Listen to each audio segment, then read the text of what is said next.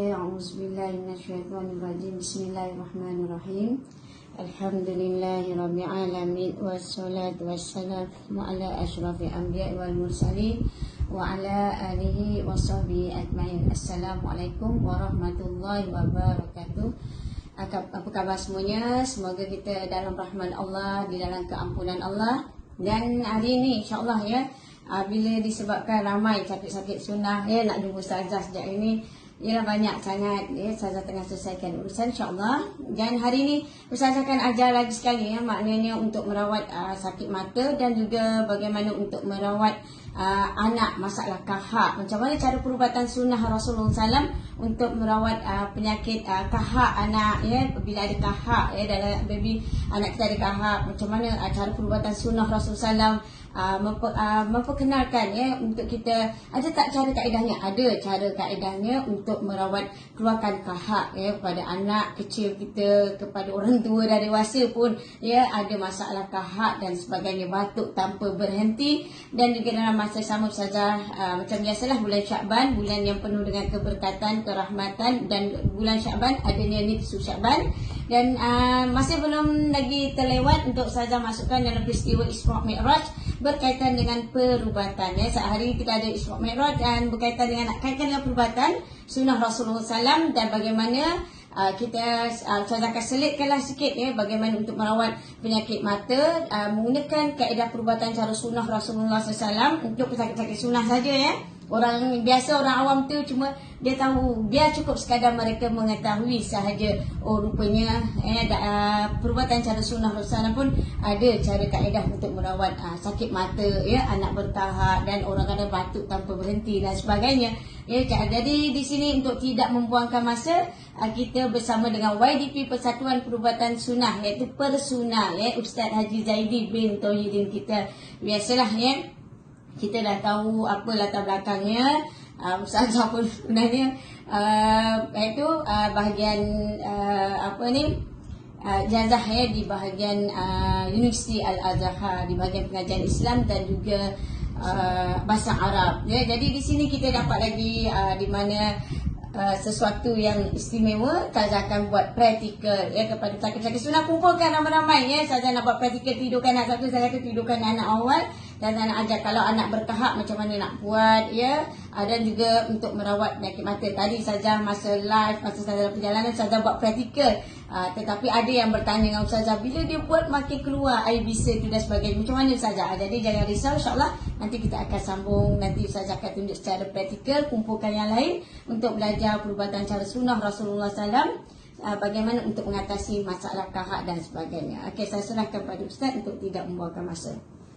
Baik, bismillahirrahmanirrahim. Assalamualaikum warahmatullahi wabarakatuh. Alhamdulillahirabbil alamin, wassalatu wassalamu ala asyrafil anbiya'i wal mursalin wa ala alihi wa ashabihi ajma'in.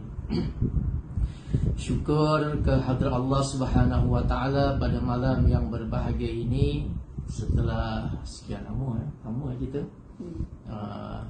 dah lama kita tak bersiaran langsung sehingga ada orang tanya. Alhamdulillah masih ada yang bertanya ya, bersikap positif, maknanya mereka tak mudah percaya kan. Jadi alhamdulillah lah. Jadi setelah sekian bulan lah ya, sekian hari sekian bulan tidak bersiaran langsung, ditambah pula siaran tu tak boleh dapat ya. Soal siaran selalu terputus, disekat-sekat. Jadi disekat-sekat. Bukan kita tak nak lagi orang dikontrol, disekat kan. Kongsi pasal Gaza Palestin tu pun disekat, tak sampai berapa minit je pun masuk dalam TikTok ada terus disekat. Padahal tak ada kena-mengena pun hal ni kan, tapi itu pun mereka sekat.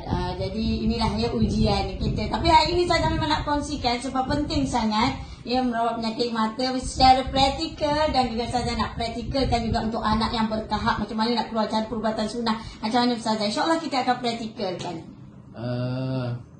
Dah berlalu dah ya, bulan Rejab dah habis dah ya. Patutnya kita ada buat program ya, Isra Mi'raj ya, tapi tak dapat nak buat sebab banyak halangan. Dan sekarang telah masuk bulan Syakban, dan kita sedang menunggu nisfu Syakban, dan yang paling besar dan paling utama, kita sedang menanti bulan Ramadan Al-Mubarak. Jadi rangkuman daripada ketiga-tiga bulan ini, bulan bulan Rejab, bulan Sya'ban dan juga bulan Ramadan, mudah-mudahan memberi manfaat, memberi kebaikan, memberi peringatan kepada kita, ditambah dengan keadaan dunia yang semakin tenat, bagaimana zilzal, gempa bumi di Turki, ramai yang terbunuh, dan suasana politik, bagaimana Rusia dan juga Ukraine, NATO, Amerika dan China dan segala-galanya lah sedang memanas, dan bagaimana pula yang menimpa kepada umat Islam negara seperti Morocco, Algeria, Tunisia, Libya, yang menghadapi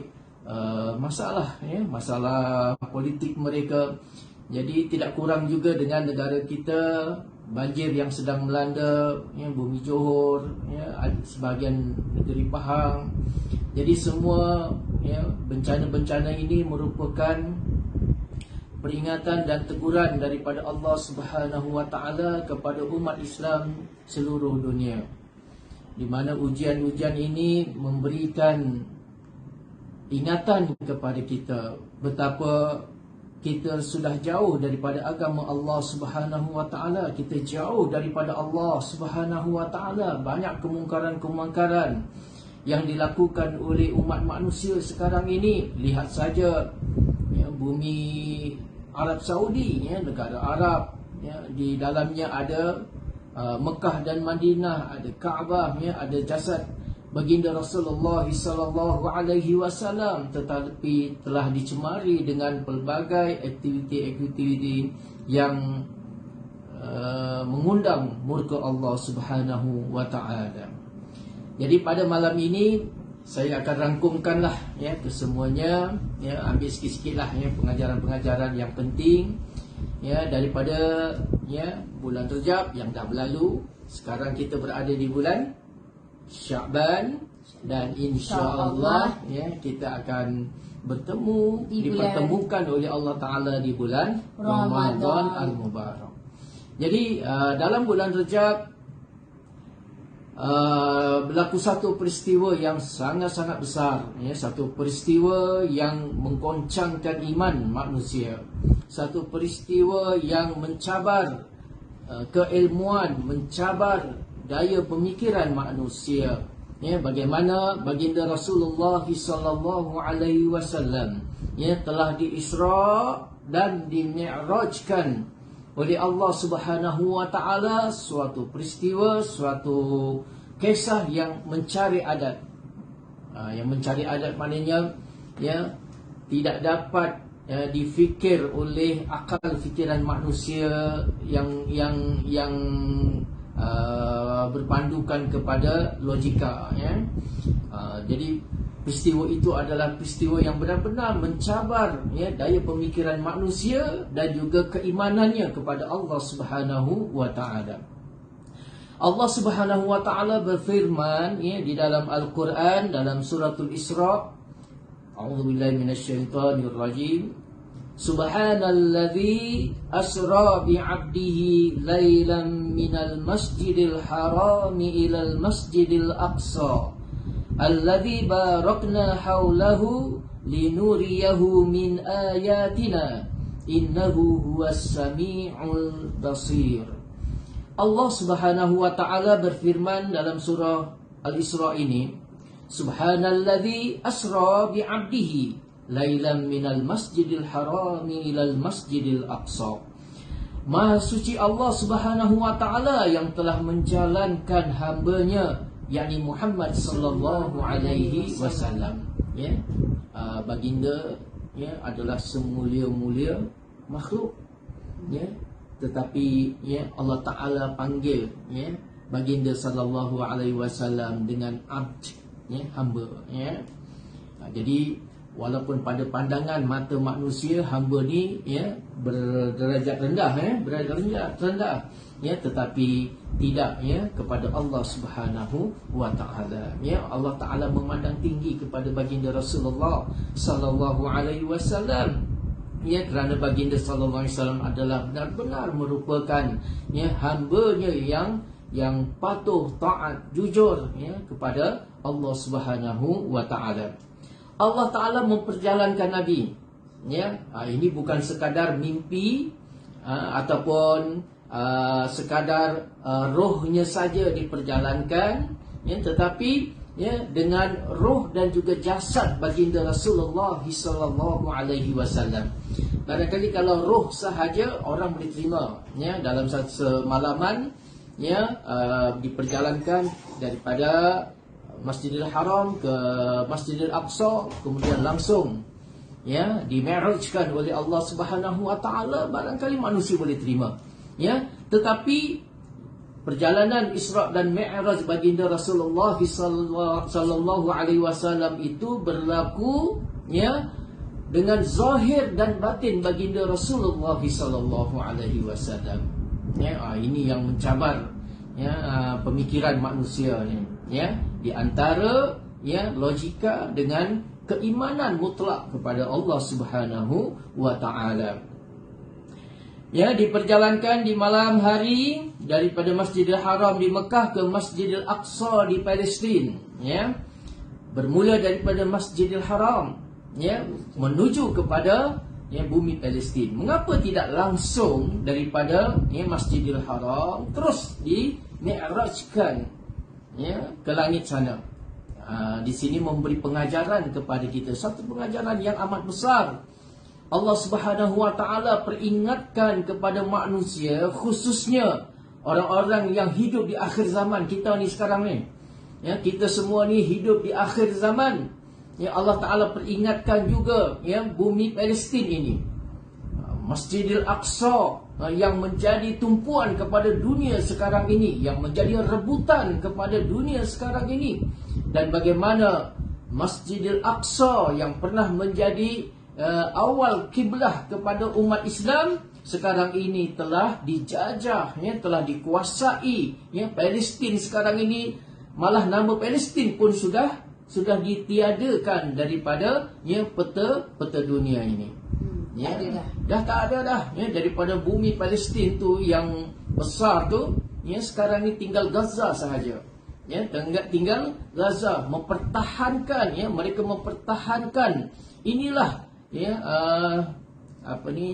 tanah yang terakhir yang dimiliki oleh orang Islam di bumi Palestin untuk mempertahankan Masjidil Aqsa, ya. Jadi setiap tahun kita memperingati peristiwa Isra dan Mi'raj, maka di sana tumpuan kita, ya, akan, ya, tertumpu kepada, ya, Masjidil Haram dan juga Masjidil Aqsa. Apa yang berlaku di Masjidil Haram dan apa yang berlaku di Masjidil Aqsa, ya, di mana Masjidil Aqsa qadiyah ataupun urusan Masjidil Aqsa adalah merupakan urusan kita semua umat Islam. Jadi kita semua bertanggungjawab. Kita tidak boleh biarkan umat Islam di Palestin, di bumi Gaza, ya, terus diperangi, dihina, dibunuh, ya, dihancurkan, direbut tanah mereka, ya, dijajah tanah mereka. Sedangkan kita umat Islam, ya, kita membiarkan, kita tidak prihatin kepada apa yang berlaku kepada bumi Palestin ini. Jadi ini adalah ingatan daripada Allah Subhanahu wa taala. Ya, orang-orang yang benar-benar beriman kepada Allah Subhanahu wa taala, dia akan merasa, ya, prihatin, ya, terhadap apa yang menimpa kepada saudara-saudara muslim kita di bumi Palestin. Ya, alhamdulillah, pesona dan sahabat-sahabat sekalian, ya, telah menyumbang, ya, tahun lepas kita menyumbang korban, ya, lembu korban. Kemudian kita ada projek Telaga Gaza. Projek yang pertama telah selesai dan alhamdulillah dinikmati oleh umat Islam Gaza. dan sekarang ya kita nak cuba sempurnakan projek yang kedua, projek Telaga Gaza yang kedua, dan masih diperlukan lagi bantuan-bantuan.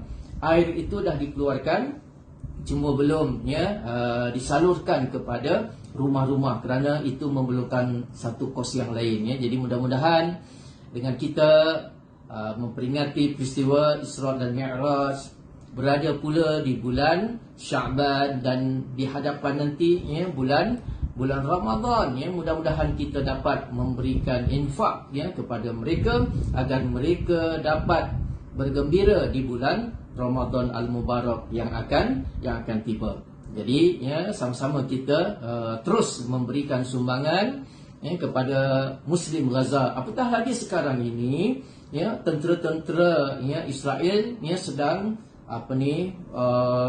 memburu, membunuh dan melakukan kekerasan dan kekejaman kepada sebahagian saudara-saudara kita di bumi Palestin, di bumi Gaza. Jadi mudah-mudahan kita doakan kepada mereka, kita berikan bantuan dengan segala kemampuan yang ada pada kita demi memastikan sahabat kita, saudara-saudara kita di bumi Gaza, di bumi Palestin, mereka meraih kemerdekaan, membebaskan negara mereka daripada tangan-tangan penjajah.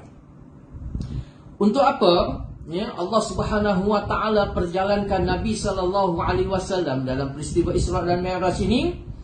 Untuk memperlihatkan linuriyahu min ayatina. Tujuan Allah Subhanahu wa taala memperjalankan baginda Rasulullah sallallahu alaihi wasallam dalam peristiwa Isra dan Mi'raj ini, linuriyahu min ayatina, untuk Allah taala nak perlihatkan sebahagian daripada kebesaran, keagungan, kehebatan Allah Subhanahu wa taala. Tanda-tanda kebesaran supaya kamu melihat daripada peristiwa ini, daripada penceritaan peristiwa ini saban tahun, agar kita semua dapat melihat kebesaran dan keagungan Allah Subhanahu wa taala, agar natijah daripada peristiwa ini, kesan daripada kita mendengar kisah Isra dan Mi'raj ini melahirkan manusia-manusia yang mentakzimkan Allah Subhanahu wa taala, mengangkat dan mengagungkan Allah. Betapa hebatnya Allah taala, betapa agungnya Allah taala, betapa besarnya Allah taala, betapa berkuasanya Allah Subhanahu wa taala, yang tidak dapat ditandingi oleh mana-mana kekuasaan yang ada di atas muka bumi ini. Tetapi orang-orang kafir, orang syaitan, iblis cuba memperlihatkan pula kebesaran dan keagungan, kehebatan mereka di mata manusia. Jadi di sini berlaku pertentangan, sahabat, di antara kekuasaan Allah Subhanahu wa taala dengan kekuasaan makhluk yang ada di atas muka bumi ini, supaya manusia-manusia ini dialihkan pandangannya daripada menyembah hanya kepada Allah, kepada mengagungkan mereka. Jadi inilah tujuan apa yang dirancang oleh musuh-musuh Allah Subhanahu wa taala untuk mengalihkan kekuasaan itu, kehebatan, kudrat Allah Subhanahu wa taala itu juga dimiliki oleh mereka. Mereka nak menyesatkan manusia ini dengan satu syirik, iaitu menyekutukan Allah Subhanahu wa taala. Ada tandingan bagi Allah Subhanahu wa taala. Kalau Allah taala itu hebat, mereka nak tunjuk juga mereka juga hebat. Dan betapa umat manusia sekarang ini, baik yang bukan Islam dan sebahagian daripada orang Islam, begitu kagum dengan apa yang dimiliki oleh mereka, oleh musuh-musuh Allah Subhanahu wa taala. Mereka mahu menunjukkan kehebatan dan kekuasaan mereka, dan mahu menghilangkan kekuasaan Allah Subhanahu wa taala, agar manusia mengalihkan pandangan, perhatian, ketundukan mereka daripada tunduk kepada Allah kepada tunduk kepada mereka. Inilah dia syirik yang sangat besar. Inna syirka la zulmun azim. Sesungguhnya syirik itu adalah merupakan kezaliman yang paling agung, yang paling besar sekali, ya. Kezaliman, ya, manusia ni zalim, ya. Ada yang bunuh, ada yang tindas, ada yang jajah, ada yang tekan ekonomi dan sebagainya. Itu semua adalah merupakan kezaliman-kezaliman. Namun kezaliman yang paling besar, kezaliman yang paling agung, kezaliman yang paling teratas sekali melebihi kezaliman-kezaliman yang lain ialah kezaliman, ya, melakukan syirik kepada Allah Subhanahu wa taala. Ya, sebab itu Allah Taala, ya, sengaja memperjalankan Nabi SAW dalam peristiwa Isra dan Mi'raj linuriyahu min ayatina, ya, untuk Allah memperlihatkan kepada kita ni, kita yang dengar kisah Isra Mi'raj ni, supaya kita melihat, ya, kehebatan, kebesaran, keagungan Allah Subhanahu wa taala. Ya, bagaimana Allah Subhanahu wa taala memperjalankan Nabi SAW di waktu malam, dalam semalaman sahaja. Ya, diperjalankan daripada Masjidil Haram ke Masjidil Aqsa dalam satu malam. Sedangkan perjalanan pada waktu itu, ya, memakan masa sebulan pergi dan sebulan balik. Tiba-tiba, ya, Allah, ya, memperjalankan Nabi SAW dalam tempoh semalaman. Bukan sekadar pergi ke Masjidil Aqsa sahaja, ya, tetapi pergi ke Masjidil Aqsa, kemudian, ya, dimi'rajkan, naik ke langit sana, ni, kemudian turun lagi daripada langit, dan kemudian balik semula daripada Masjidil Haram daripada Masjidil Aqsa ke Masjidil Haram. Tempoh yang dilalui hanya semalaman sahaja. Ya, ini tidak dapat digambarkan oleh akal, ya, manusia pada waktu itu.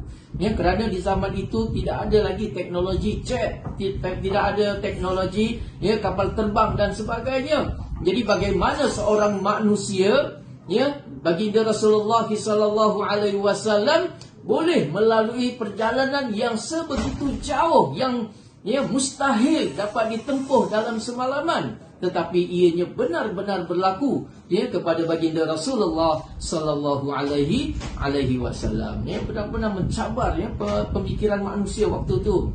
Kalau orang yang hanya berpijak kepada, ya, akal kecerdasan manusia, berpijak kepada sains dan teknologi pada waktu itu, ya, mereka akan mengatakan, ya, cerita ini adalah cerita bohong, cerita dongeng, mustahil, ya, penipu, ya. Dia akan tuduh Nabi sebagai penipu, pelawak dan sebagainya, ya, dengan kata-kata macam-macam lagi lah, ya. Ya, tak ada sijil, ya, tidak ada sijil, tak ada pendidikan, tidak ada background, ya, pendidikan, macam-macam lagi lah, ya. Dia akan tuduh macam tu. Ya, sememangnya Nabi pun SAW digelar sebagai ummi, ya. Nabi SAW, ya, tidak tahu membaca dan menulis, ya. Nabi tidak pernah masuk mana-mana universiti, ya. Nabi tidak pernah masuk, ya, mana-mana sistem pendidikan, ya. Tetapi Nabi SAW diajar langsung, ya, oleh Allah Subhanahu wa taala melalui perantaraan malaikat Jibril alaihi salam. Ya, jadi di sinilah, ya, tujuan Allah Subhanahu wa taala memperjalankan Nabi SAW dalam peristiwa Isra dan Mi'raj ini agar kita celik mata kita, celik minda kita. Ya, di antara logika dengan iman kepada Allah Subhanahu wa taala, keimanan yang sempurna kepada Allah Subhanahu wa taala, tanpa ada sedikit pun kekurangan kepada Allah Subhanahu wa taala, sebagaimana Allah Subhanahu wa taala sebutkan kun fayakun. Ya, ini yang beria sangat, ya. Hari Jumaat tak bagi baca surah Yasin, ya. Sebab di dalam surah Yasin itulah, ya, di hujung, di akhir surah Yasin itu Allah Taala sebutkan kun fayakun, cukup, ya, kekuasaan kudrat Allah Subhanahu wa taala dengan kun fayakun, maka akan jadi. Ya, inilah dia hakikat keimanan kita kepada Allah Subhanahu wa taala. Allah Taala memiliki kehebatan yang tidak dimiliki oleh manusia. ilmu Allah Subhanahu wa taala yang maha sempurna, yang tidak ada sedikit pun kekurangan. Maka manusia yang hanya diberikan sedikit ilmu, setitis ilmu, bagaikan di lautan, anda pergi ke lautan, kemudian celupkan tangan, kemudian angkat, air yang menitis itulah gambaran ilmu yang Allah Ta'ala beri kepada seluruh manusia. Sedangkan lautan itu, lautan yang luas itu adalah ilmu Allah Subhanahu wa Ta'ala. Jadi maka sedarlah manusia, betapa kita ini adalah hamba yang sangat lemah. Kita memerlukan kepada Allah Subhanahu wa Ta'ala. Sedangkan Allah Subhanahu wa Ta'ala adalah sesempurna-sempurnanya. Dalam kekuasaannya, di dalam ilmunya, tidak ada sedikit pun kekurangan. Inilah yang antara maksud Allah Subhanahu wa Ta'ala memperjalankan Nabi sallallahu alaihi wasallam daripada Masjidil Haram ke Masjidil Aqsa. Itu belum lagi naik ke atas lagi. Allah Ta'ala sebutkan, alladzi barakna haulahu linuriyahu min ayatina innahu huwas samiul basir. Sesungguhnya Allah Ta'ala itu adalah as-sami'. Allah Ta'ala itu maha mendengar. Apa pun kamu bisikkan di dalam hati kamu, Allah Ta'ala tahu. Apa pun yang tersembunyi, kamu sembunyikan di dalam jantung hati kamu tu, diselitkan sikit dalam jantung hati kamu terhadap niat-niat kamu itu, Allah maha mendengar, Allah maha melihat. Manusia tidak boleh nak menyembunyikan. Manusia tidak boleh nak sorok apa yang berbisik di dalam hati mereka, niat mereka dan sebagainya. Allah maha mengetahui. Jadi daripada ayat ini Allah Ta'ala nak tunjukkan kepada kita linuriyahu min ayatina, dan yang sebelumnya alladzi barakna haulahu. Ini yang orang tak berapa tahu, yang jarang dibincangkan. Allah Ta'ala dah tunjuk dah di dalam ayat ini, alladzi barakna haulahu, di sekitar di antara Masjidil Haram dan juga Masjidil Aqsa, di sekitar haulahu tu, di sekitarnya itu adalah bumi yang diberkati oleh Allah Subhanahu wa Ta'ala. Jadi dalam ayat ini Allah Ta'ala telah buktikan ataupun Allah Ta'ala tunjukkan kepada manusia betapa Allah Subhanahu wa Ta'ala memberikan keberkatan di sekeliling Masjidil Aqsa itu. Jadi apa sahaja peristiwa-peristiwa yang berlaku di sana, tumbuh-tumbuhan yang hidup di sana, dan apa juga kisah yang berlaku di sana, semuanya itu adalah merupakan barakah yang melimpah daripada Allah Ta'ala kepada bumi ini. Dan di bumi inilah nanti di akhir zaman, kita sekarang berada di akhir zaman, peristiwa-peristiwa besar di akhir zaman semuanya menuju ke bumi Palestin ini, ke Masjidil Aqsa, di mana Imamul Mahdi, Nabi Isa alaihi salam, semuanya akan menuju ke bumi Palestin ini. Malah Dajjal itu sendiri, setelah si Dajjal ini menguasai dunia ini, Dajjal itu pun akan pergi ke bumi Palestin. Dan di bumi Palestin itulah nanti Dajjal dibunuh oleh Nabi Isa alaihissalam dan juga Imamul Mahdi al-Muntazar. Jadi semua peristiwa besar berlaku di bumi Palestin ini. Jadi ambil perhatian, alladzi barakna haulahu. Jadi di sekeliling, daripada kisahnya, daripada ceritanya, daripada tumbuhannya, daripada makanannya, semuanya mengandungi barakah daripada sisi Allah Subhanahu wa Ta'ala. Maka kerana itulah kita ambil perhatian lebih halus tentang bumi Palestin ini yang ditunjuki oleh Allah Subhanahu wa Ta'ala dalam peristiwa Isra dan Mi'raj. Jadi tahun pertama selesailah. Nanti kita akan halusi sikit daripada peristiwa Isra dan Mi'raj. Selamat daripada kita. Ya, jadi macam Ustazah katakanlah tadi peristiwa Isra Mi'raj itu baru peringkat asas ya. Jadi untuk membuka mata kita lah ya, mata hati kita.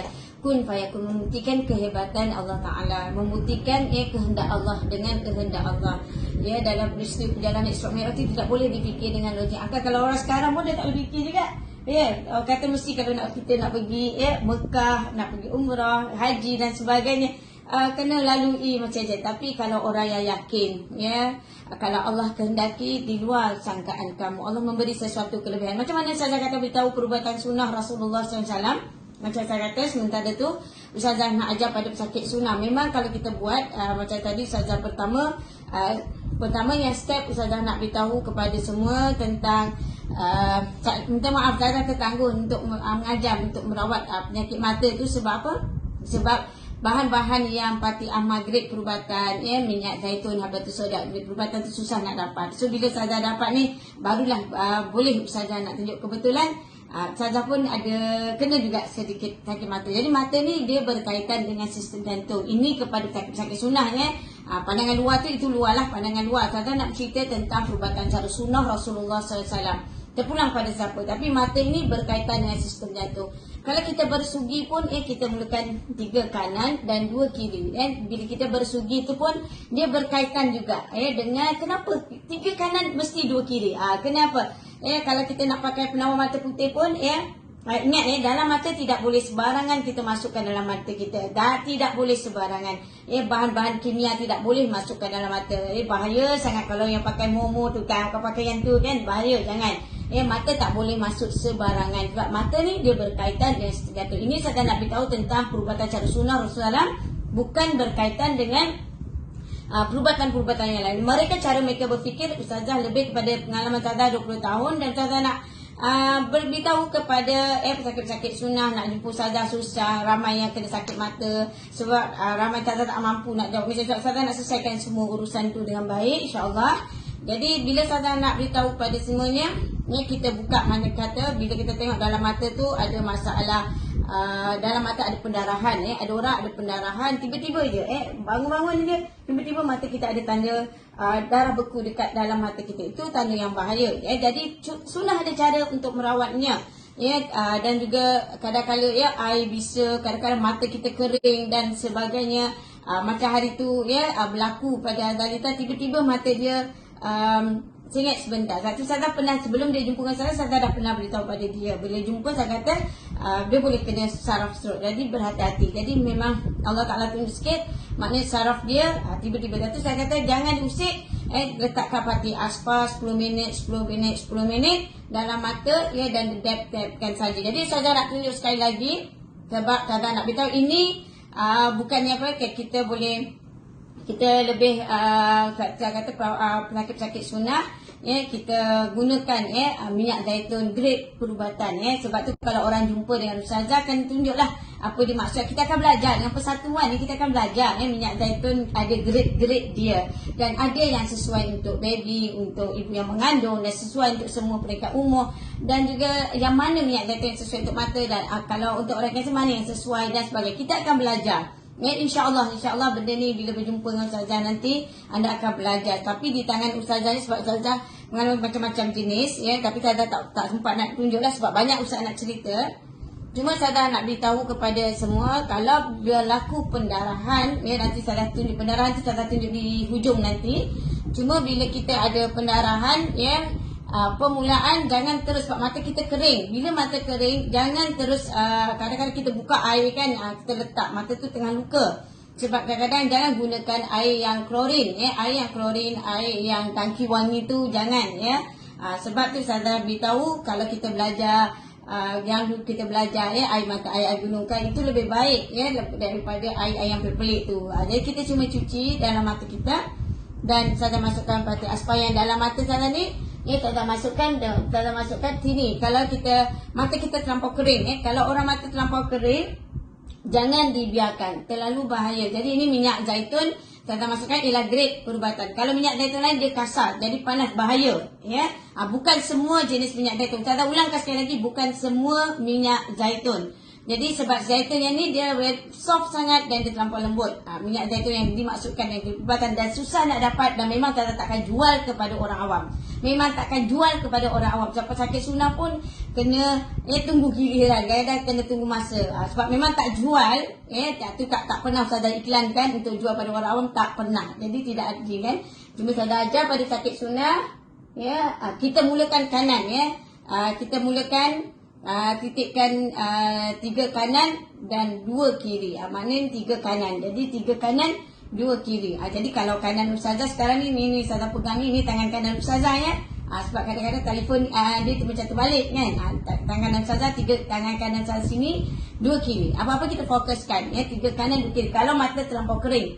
Jadi Ustazah nak ajar titikkan 1, titikan yang pertama dan pesakit sunnah dab macam ni. Dab kan macam ni. Ustazah ajar ni. Okey. Nanti tarik mata, air bisa, dia akan ni. Kalau kita nak tidur malam paling baik nak tidur malam Okey, 1. Ustazah ajar 1. 2. Tadi 1 dekat bahagian sini, 2 dekat bahagian sini. Lihatkan sekejap. Dan nak ajar bismillah dan selawat. Dan kita buat 3. 3 kanan. Ni kanan Ustazah ni kanan. Kalau punya kanan ni sebab kalau biasa dia terbalik handphone ni. Okey, jadi kita tukar kiri 2. Kiri di bahagian sini 1, bahagian sini kering. 1 di bahagian hujung mata ni kita dan juga di bahagian tepi sini. Tepi ni selalu luka mata di bahagian tepi sini, di bahagian sini. Okey, 2. Okey, 3 kanan, 2 kiri dan sakit sunnah, biarkan nanti kita tu dibiarkanlah. Tu nasihat Ustazah. Sebab tu Ustazah ni Fatih Asfar ni selalu Ustazah gunakan inilah untuk muka, inilah untuk Ustazah makan, minum, sapu mata dan sebagainya, masuklah telinga dan sebagainya. Jadi inilah minyak zaitun yang perubatan. Jadi Ustazah beritahu kalau mata kering ataupun mata kita dan sebagainya dan lepas bila kita dah bubum ni, kita baca bismillah selawat. Ingat kalau kata gunakan di sini bahagian sini, di sini kita dah gunakan bahagian ni dan urut kita baca bismillah selawat. Dan juga di sini urut di sini bahagian sini baca bismillah dan selawat.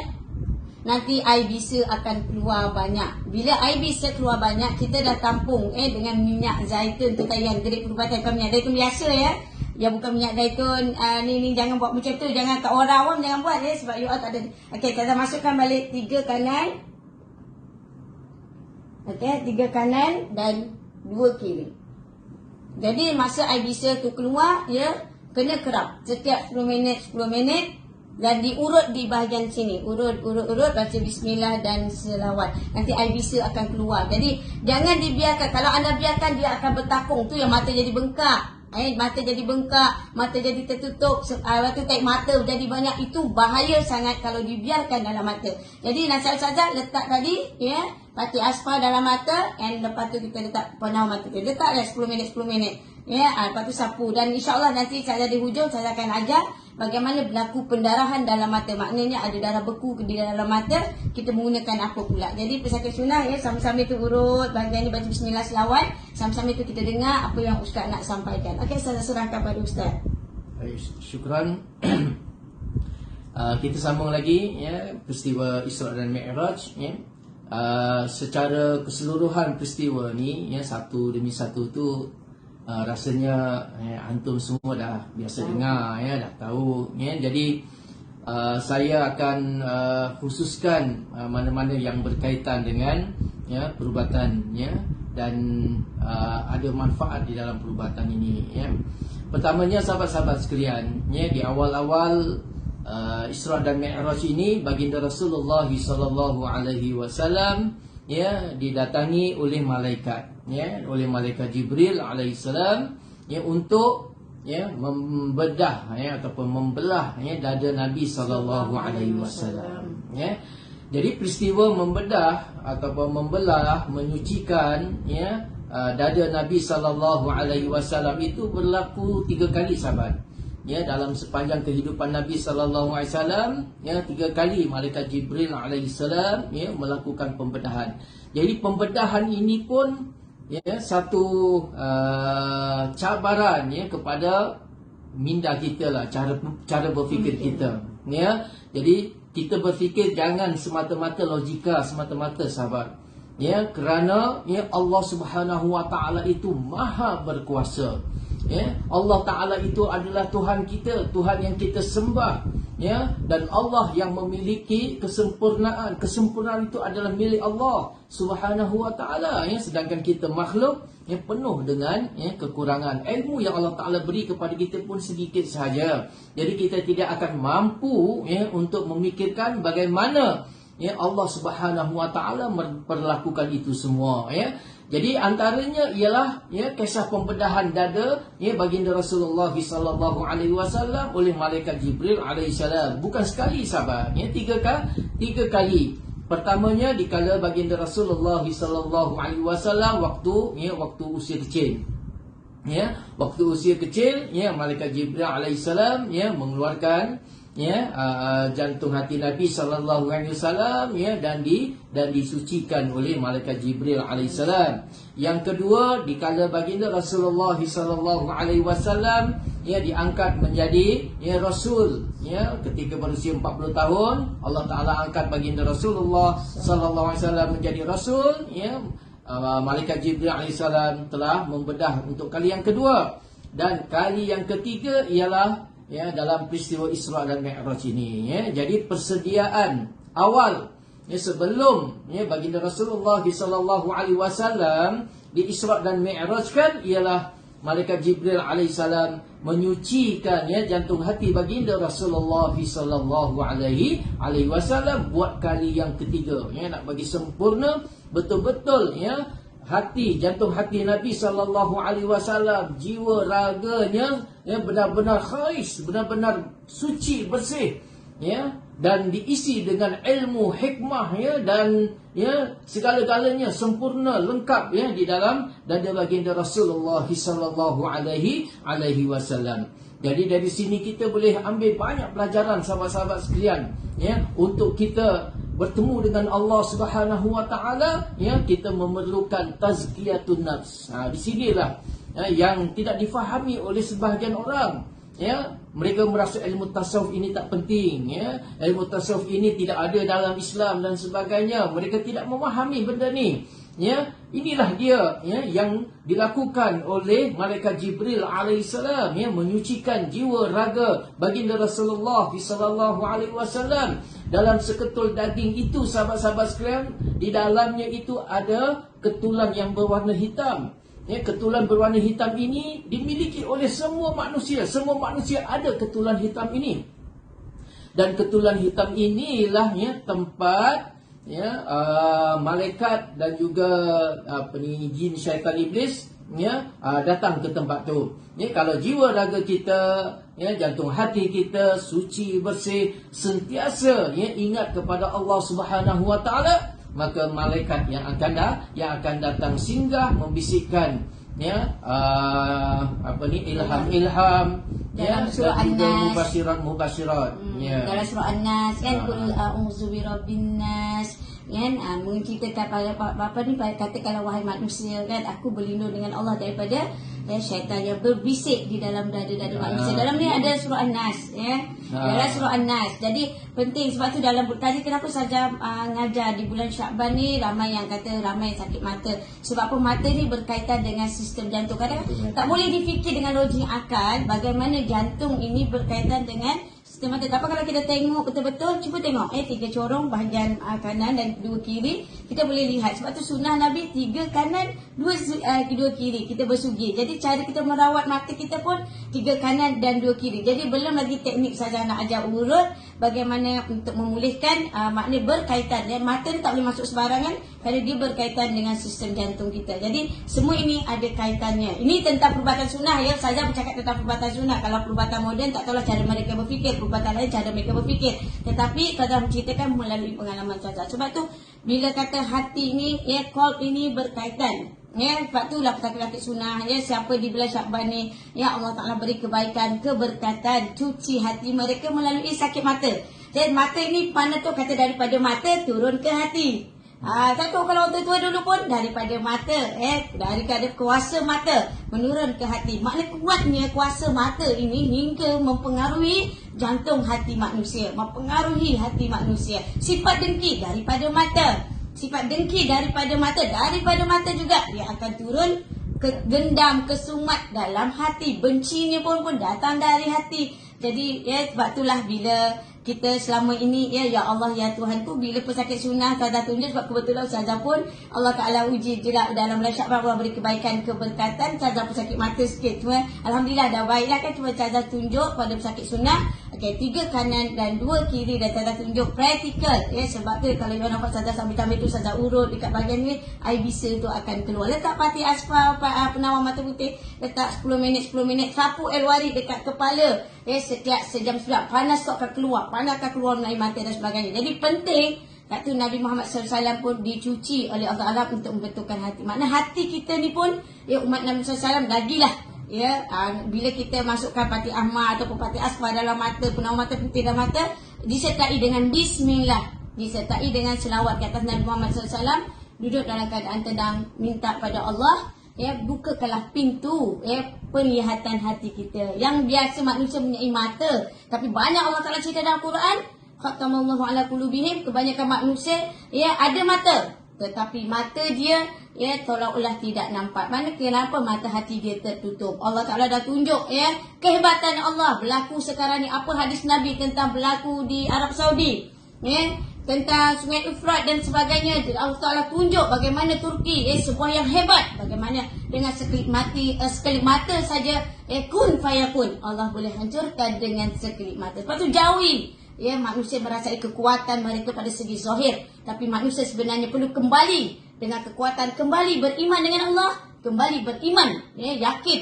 daripada Rasulullah sallallahu alaihi wasallam. Saya serahkan kepada Ustaz. Jadi jantung hati kita ni tadi ada satu rongga. Jadi rongga ini kalau suci bersih, maka malaikatlah yang akan datang. Tapi kalau rongga ini kotor, manusia sering melakukan dosa, sering melakukan maksiat dan sebagainya, maka yang hadir, yang datang, yang membisik ialah dari kalangan syaitan jin, syaitan iblis dan sebagainya. Jadi sebab itu jantung hati manusia ini satu organ yang sangat penting. Malah jantung hati ini yang dipanggil qalb itu adalah merupakan raja di dalam tubuh badan kita, yang akan menguasai, yang akan mempengaruhi seluruh anggota-anggota kita. Semuanya berpunca di dalam jantung hati manusia. Baik, kerana itu malaikat Jibril alaihissalam menyuci jantung hati baginda Rasulullah sallallahu alaihi wasallam sebanyak 3 kali. Jadi kita pun kena sentiasa selalu berzikir, bertasbih, bertahlil untuk membersihkan jantung hati kita daripada kotoran-kotoran dosa. Sekali kita berzikir kepada Allah, mengingati Allah, berselawat ke atas baginda Rasulullah sallallahu alaihi wasallam, maka titisan-titisan dosa itu akan tersingkir, akan hilang sedikit demi sedikit sehinggalah jantung hati manusia itu benar-benar suci, bersih, hilang gemilang. Maka di waktu itu malaikat Jibril alaihissalam menuangkan ilmu, menuangkan hikmah kepada baginda Rasulullah sallallahu alaihi wasallam. Baik, apakah yang digunakan oleh malaikat Jibril alaihissalam di dalam menyucikan jantung baginda Rasulullah sallallahu alaihi wasallam? Apa dia?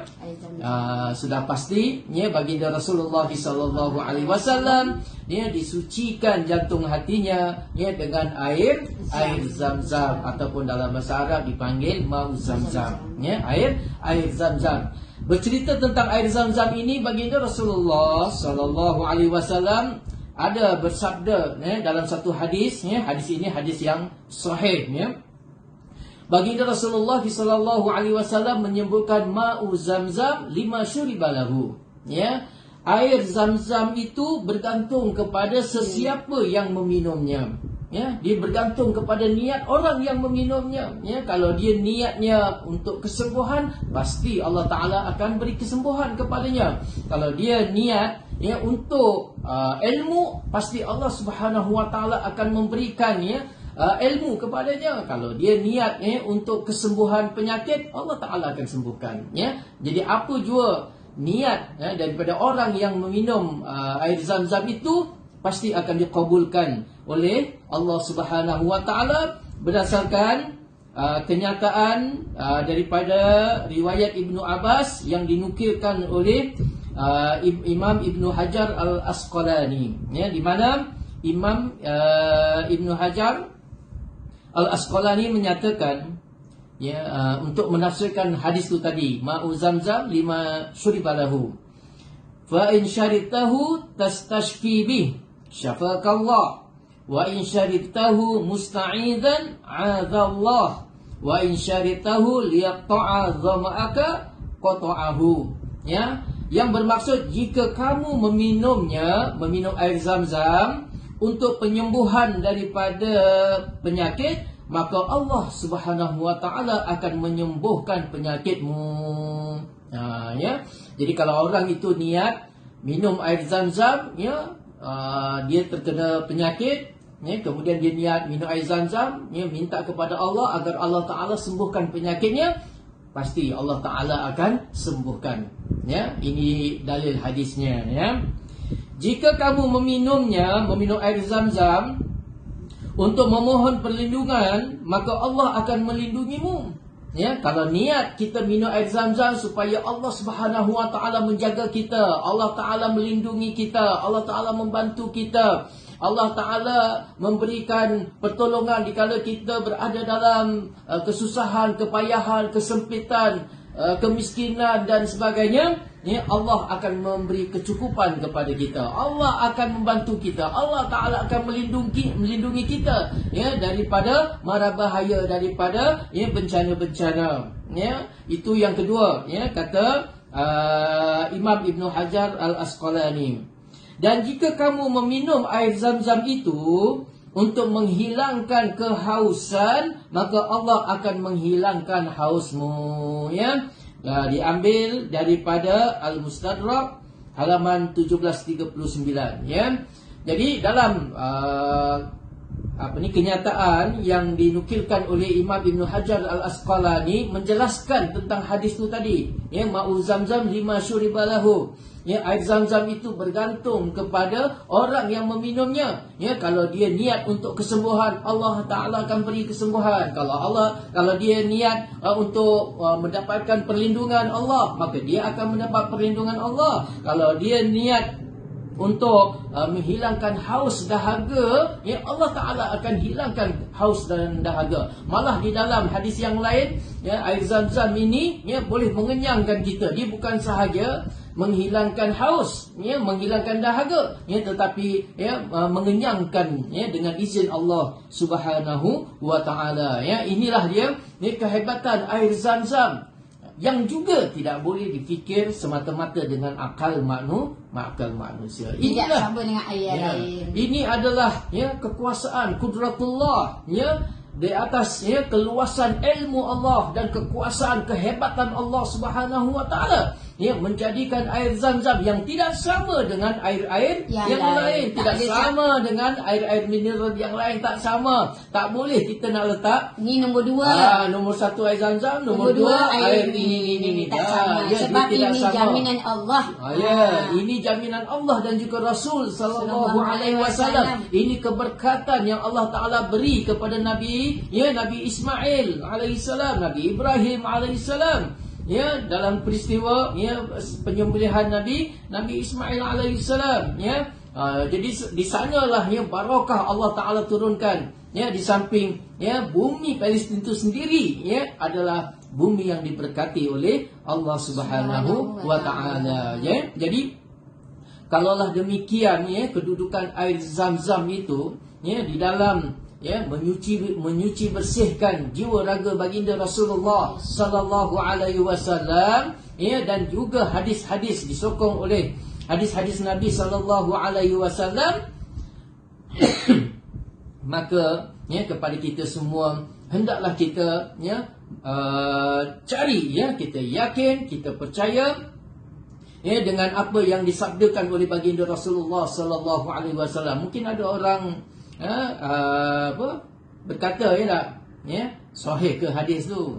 Kan biasa bila kita sebut sahih ke tu hadis tu hadis itu adalah hadis sahih, sahabat-sahabat sekalian hadis itu adalah hadis sahih tentang air Zam-Zam malah dikomentar oleh Imam Ibn Hajar Al-Asqalani dan juga ada ulama-ulama lain, tapi barangkali terlampau panjang. Jadi pengajaran yang kedua selepas daripada kekuasaan Allah memperjalankan Nabi SAW dalam peristiwa Isra dan Mi'raj ini, yang keduanya ialah tentang air Zam-Zam. Jadi jangan pandang lekeh dan pandang ringan tentang air Zam-Zam. Dan terima kasih kepada sahabat yang beri air Zam-Zam kat kita tu nama apa?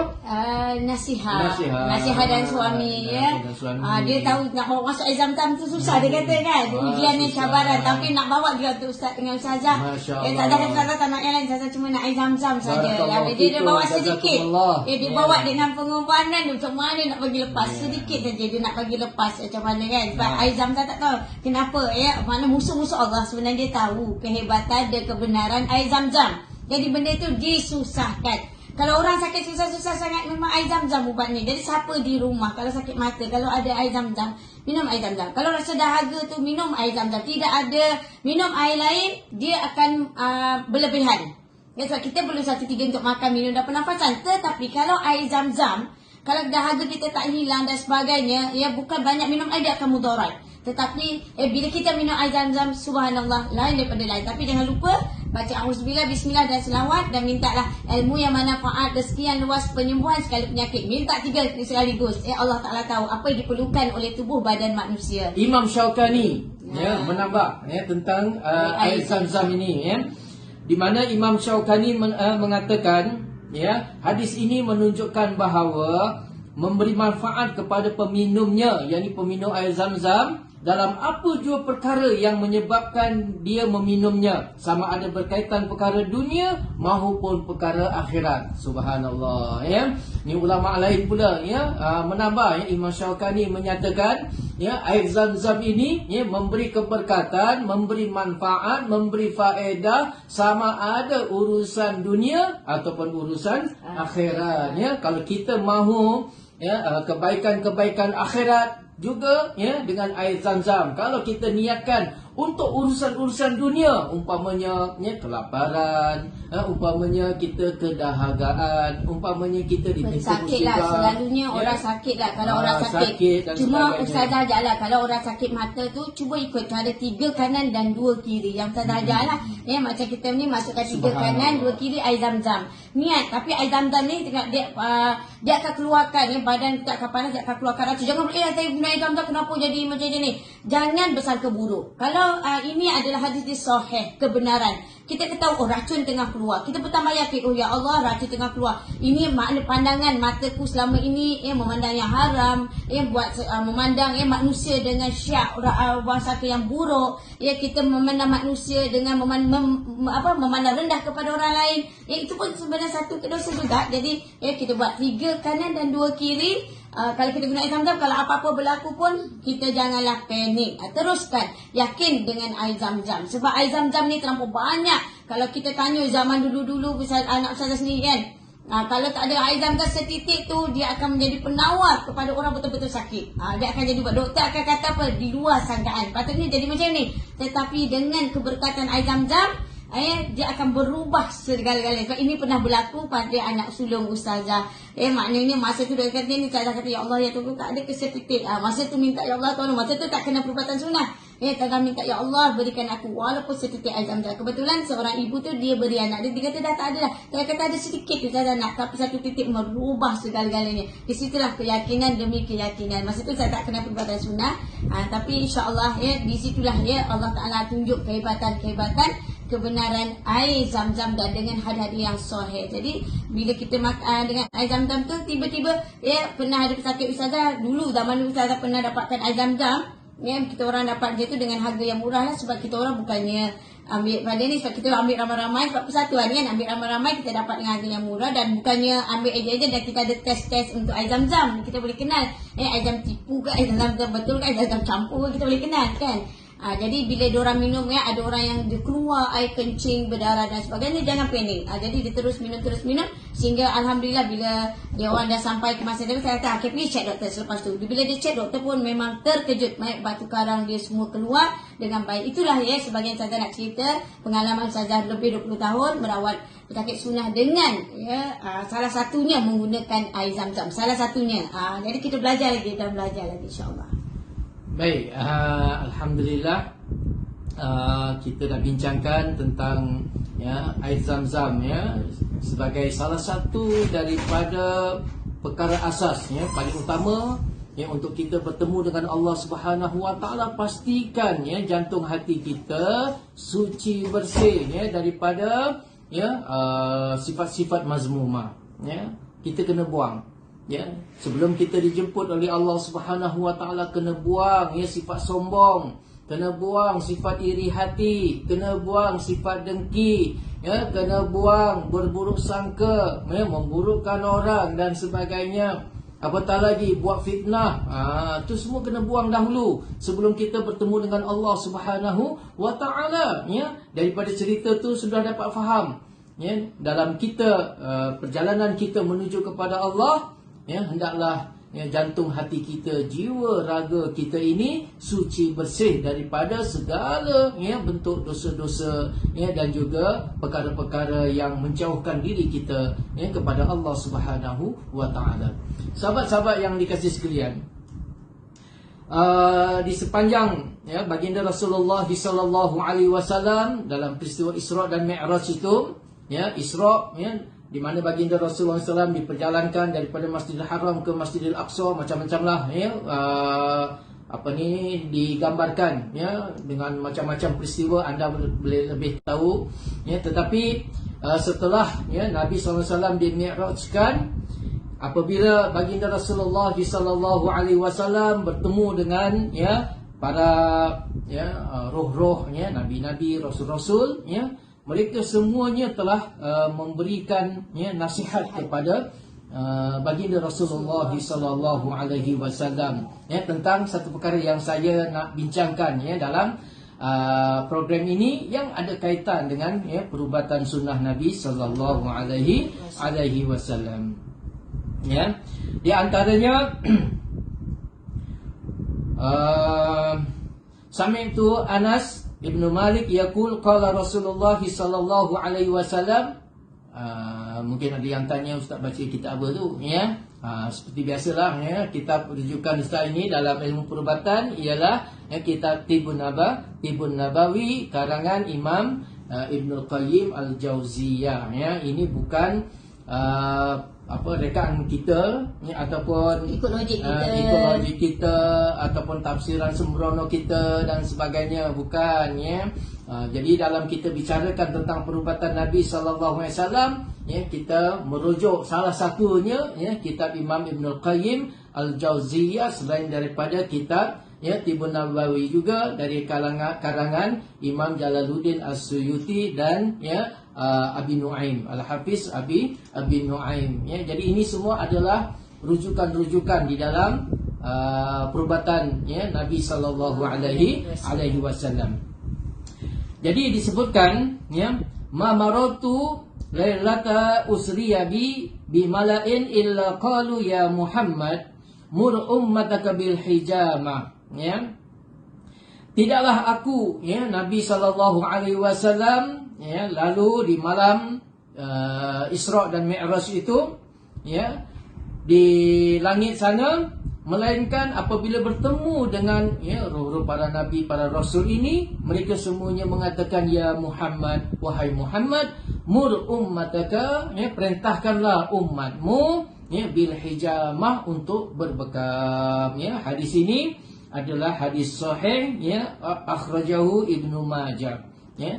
Jadi dalam hadis ini menceritakan bagaimana ya para malaikat ya, dan juga roh-roh para nabi dan juga rasul yang bertemu dengan ya baginda Rasulullah sallallahu alaihi wasallam, ya, mereka semuanya memperingatkan kepada Nabi sallallahu alaihi wasallam, perintahkan kepada umatmu, ya, untuk, ya, berbekam, ya. Jadi bekam ini adalah satu, ya, benda yang satu sunnah yang sangat besar, ya. Dalam hadis lain baginda Rasulullah sallallahu alaihi wasallam menyebutkan, ya, fi sahihil Bukhari, ini dalam sahih Bukhari pula, ya, an Sa'id bin Jubair an Ibn Abbas an Nabi sallallahu alaihi wasallam, asyifa'u fi thalathin, ya, penyembuhan itu, ya, terdapat pada 3 perkara.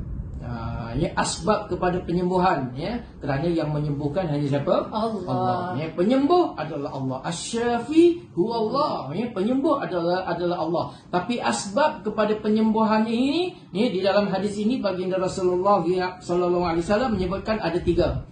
Ya, yang pertamanya ialah syurbat yang asarin, ya, iaitu minum madu, kata Nabi sallallahu alaihi wasallam. Yang pertamanya minum madu. Di sana ada penyembuhan, ya, janji daripada, ya, Allah dan juga Rasul sallallahu alaihi wasallam. Yang keduanya, ya, fi syartati muhjamin ataupun mihjamin, iaitu dengan sayatan bekam. Ya, dengan sayatan bekam, ya, disebutkan dalam hadis yang lain. Tadi hadis, ya, bagaimana dalam peristiwa Isra dan Mi'raj, ya, malaikat dan juga para nabi rasul yang terdahulu semuanya memperingatkan Nabi untuk memerintahkan berbekam. Dalam hadis yang lain pula Nabi sallallahu alaihi wasallam memberitahu asbab kepada penyembuhan itu ada 3. Yang pertamanya ialah minum madu, yang kedua ialah dengan menggunakan sayatan bekam, ya. Dan yang ketiganya wa kayyatinarin, ya, menggunakan kai, ya, satu jenis, satu kaedah, ya, perubatan menggunakan besi panas, ya, menggunakan besi panas. Wa ana anha ummati anil kai, ya. Tetapi Nabi sallallahu alaihi wasallam melarang umatnya daripada menggunakan kai. Kai itu ialah besi yang dipanaskan, ya, besi dipanaskan kemudian dicucuhkan, ya, ke tempat yang sakit itu. Jadi ketiga-tiganya adalah cara penyembuhan, ya, memang dilakukan oleh umat-umat terdahulu, ya, tetapi yang ketiga itu menggunakan kai, yang besi panas itu, ya, tidak digalakkan oleh baginda Rasulullah sallallahu alaihi wasallam, ya. Jadi kalau ada orang tanya, habis kalau nak gunakan kai ini boleh ke tidak?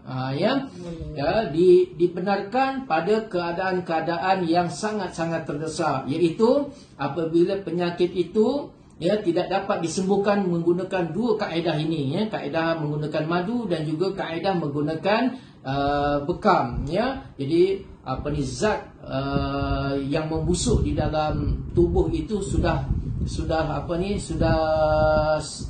sebati dah dengan daging tu sehingga susah nak dikeluarkan, ya. Dengan menggunakan 2 kaedah itu, ya, terpaksa gunakan kaedah kai untuk mengeluarkan zat yang telah membusuk dalam tubuh itu, ya, untuk mendapat kesembuhan. Tapi ini tidak digalakkan, ya, melainkan setelah melalui, ya, 2 perubatan yang sebelumnya, iaitu menggunakan madu, ya, dan juga menggunakan hijamah tu tadi, ya. Itulah Ustazah akan, insya-Allah, ya, Ustazah akan ajar kepada you all semua. Maknanya kita akan berkenalan berapa banyak madu di seluruh yang ada dan bagaimana madu ini diolah untuk merawat penyakit moden, bagaimana untuk menjadikan dia merawat penyakit eczema. Sukatan dia ada sukatan, dia ada cara bagaimana, ya, madu ini ialah membuktikan, ya, masih relevan untuk merawat penyakit yang terkini. Sebab Ustazah menggunakan salah satu madu, ya, juga adalah salah satu dalam perubatan sunnah, tetapi dia ada formula dia, cara dia. Ustazah akan ajar semuanya, insya-Allah di kelas akan datang, dalam live akan datang, sebab nak menunjukkan kepada orang kebenaran. Maknanya kalau katalah muka kita macam kata muka dan sebagainya, banyak kalau Ustazah kenal di mana-mana kawan di barat pun diorang buat kajian, mereka mengakui madu adalah perubatan perawatan yang terbaik, tetapi mereka tak menggunakan nama sunnah. Mereka tak menggunakan nama apa yang disampaikan oleh Allah di dalam Al-Quran, tetapi mereka menggunakan nama-nama produk mereka. Jadi apa yang saya nak kongsikan, bila pengalaman Ustazah lebih 20 tahun untuk merawat penyakit eczema, bagaimana menggunakan sukatan untuk madu, ya, untuk mengeluarkan racun-racun yang tertentu, menggunakan madu dan menggunakan madu kan sekadar dimakan dan sebagainya, semua tu ada kaedah cara dan mesti ada sukatan. Bukannya boleh sesuka hati, mesti ada sukatan dan caranya. Dan tadi bekam tadi Ustaz dah ingatkan, iaitu bekam ialah dengan sayatan. Jadi dia dah tutup dah. Nampak, ada orang dah mula isyarat dah. Dekat live TikTok mesti dia kacau. Jadi saja nak beritahu apa ni, aduh dah ganggu tadi. Tapi apa yang saya nak beritahu, di bekam sayatan, tolong ya umat Islam belajarlah bekam sayatan. Sebab apa? Kenapa sayatan? Sebab sayatan ini ya lebih selamat, lebih baik, kaedahnya dipelajari daripada menggunakan tusukan. Ya, tusukan ini boleh ya, tapi saya lebih kata sayatan, belajarlah sayatan. Okey, daripada alkohol kita gantikan hol. Jadi nanti semua tu akan diajar kaedah dalam Persatuan Perubatan Sunnah. InsyaAllah kita akan adakan kelas secara percuma kepada orang awam untuk belajar ya, untuk belajarlah sekurang-kurangnya tahu tentang ilmu bekam, yang di mana yang dimaksudkan bekam, yang mana betul-betul dia memberi penyembuhan kepada umat Nabi Muhammad SAW secara percuma, insyaAllah. Baik ya. Apakah hikmah ya kalau hadis Nabi SAW tentang ya bekam, tentang madu, tentang air zam-zam ini ya dibaca oleh orang yang tidak ya mendalami tentang ya ilmu perubatan ini, dia rasa tak ada apa lagi tu, oh air zam-zam sekadar begitu saja ya.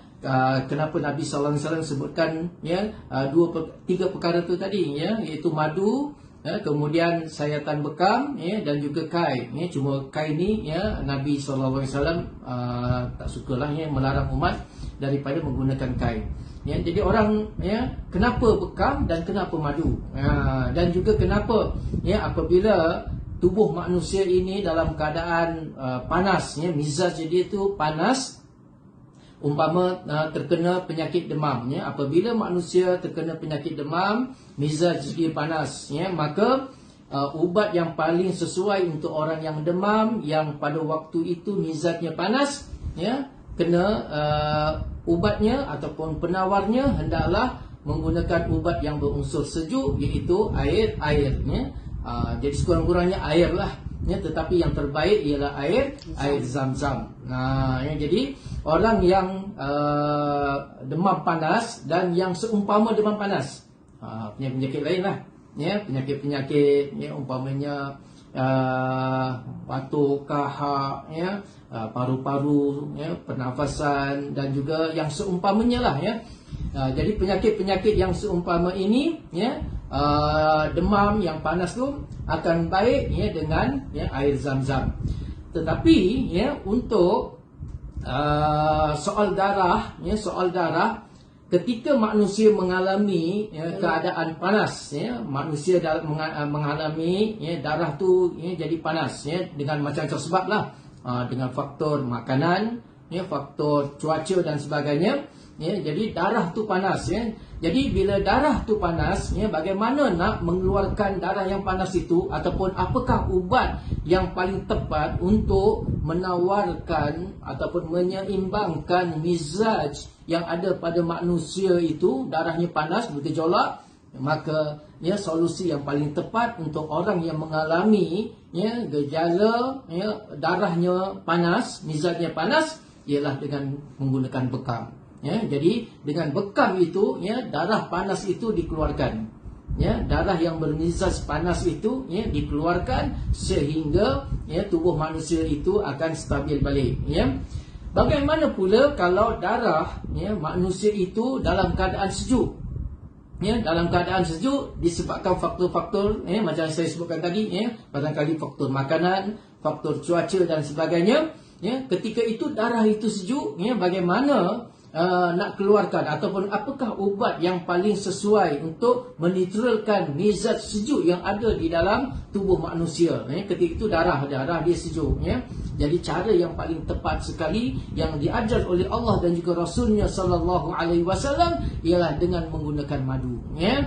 Jadi tubuh ataupun darah yang sejuk itu ya diseimbangkan ya dengan ya ubat yang berunsur panas, iaitu madu. Dan madu tu pula ya mempunyai sifat dia takhallus, ya dia membuang ya benda-benda yang zat-zat yang tidak baik di dalam ya tubuh kita dan juga di dalam ya perut kita ya melalui ya pembuangan najis dan sebagainya. Jadi inilah dia ya pengubatan yang dianjurkan oleh Allah dan juga Rasulnya sallallahu alaihi wasallam, yang menepati kepada penyakit manusia, kerana manusia itu adalah ciptaan Allah Subhanahu wa taala. Maka Allah lah yang lebih mengetahui, yang maha mengetahui terhadap problem yang dihadapi oleh manusia itu sendiri. Ya, apabila manusia menderita sakit, ya wa idza maritu fa huwa yashfin. Apabila aku sakit, maka dialah yakni Allah Subhanahu wa taala yang menyembuhkan melalui lidah baginda Rasulullah sallallahu alaihi wasallam. Ya, Allah ya menyampaikan penawar kepada orang yang sedang menghadapi gejala darah, ya kadang-kadang darah itu panas dan kadang-kadang darah itu sejuk, ya. Kalau darah itu panas, maka ya dikeluarkan dengan melalui bekam. Apabila darah itu ya sejuk,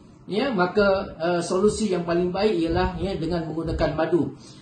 Contoh darah itu sejuk ya disebutkan oleh Imam Ibnul Qayyim ini ya disebabkan ya ataupun tanda-tandanya ada 3. Yang pertamanya as-safrawiyah. As-safrawiyah ni ya kadang kita ada kahak ya, ada kahak ya. Kahak kita kadang kahak yang dah tebal ya. Kahak, balgham ya, itu semua adalah contoh-contoh ya. Apabila darah manusia itu sejuk ya, maka dia akan mengeluarkan benda-benda seperti ini ya. Seperti balgham ya, seperti kahak ya, dan juga sakit ya di paru-paru ya. Itu semua berpunca daripada darah yang sejuk. Maka pada waktu itu ya, orang yang menghadapi gejala-gejala seperti ini, maka disarankan oleh Nabi SAW untuk meminum madu ya. Jadi di sini lengkap ya dalam tubuh manusia ya.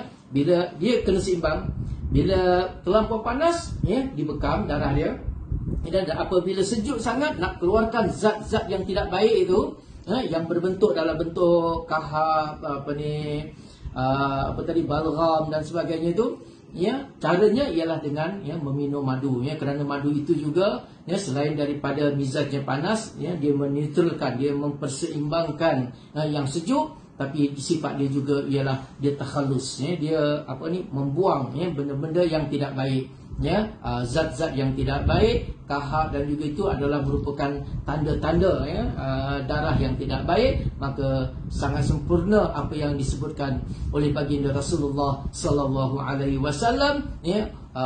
Asbab penyembuhan itu ada 3. Yang pertamanya ialah dengan meminum madu. Jadi minum madu kepada orang yang menghadapi gejala ya sejuk ya dalam darahnya, dan sayatan bekam ya kepada orang yang menghadapi gejala darahnya panas ya. Dan kai ini untuk apa ya? Kai ini apabila ya penggunaan bekam dan juga madu itu ya tidak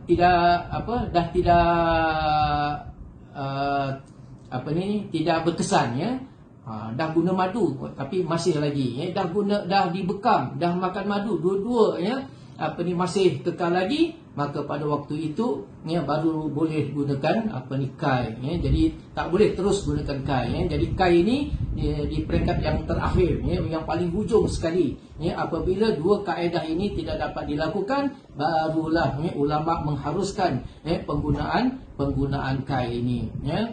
Sebab itu Nabi SAW tidak menggalakkan penggunaan ya kai ini ya, sebab dia menggunakan besi yang dipanaskan dengan api ya. Jadi tidak disukai oleh kita boleh dapat bayangkan SAW. Jadi kita boleh dapat bayangkan kai ini macam contoh kalau biasa kita tengok kan kecederaan ada macam masuk peluru dekat dalam badan dia kan. Jadi diorang kena matikan, kena panaskan pisau tu dan sebagainya untuk melakukan kai. Jadi kita boleh nampak gambaran sikit-sikit. Jadi apa yang Ustazah nak beritahu, kadang-kadang untuk ramai yang beritahu saja masalah sekarang ni selain pada sakit mata, ramai yang berdepan dengan anak bermasalah kahak.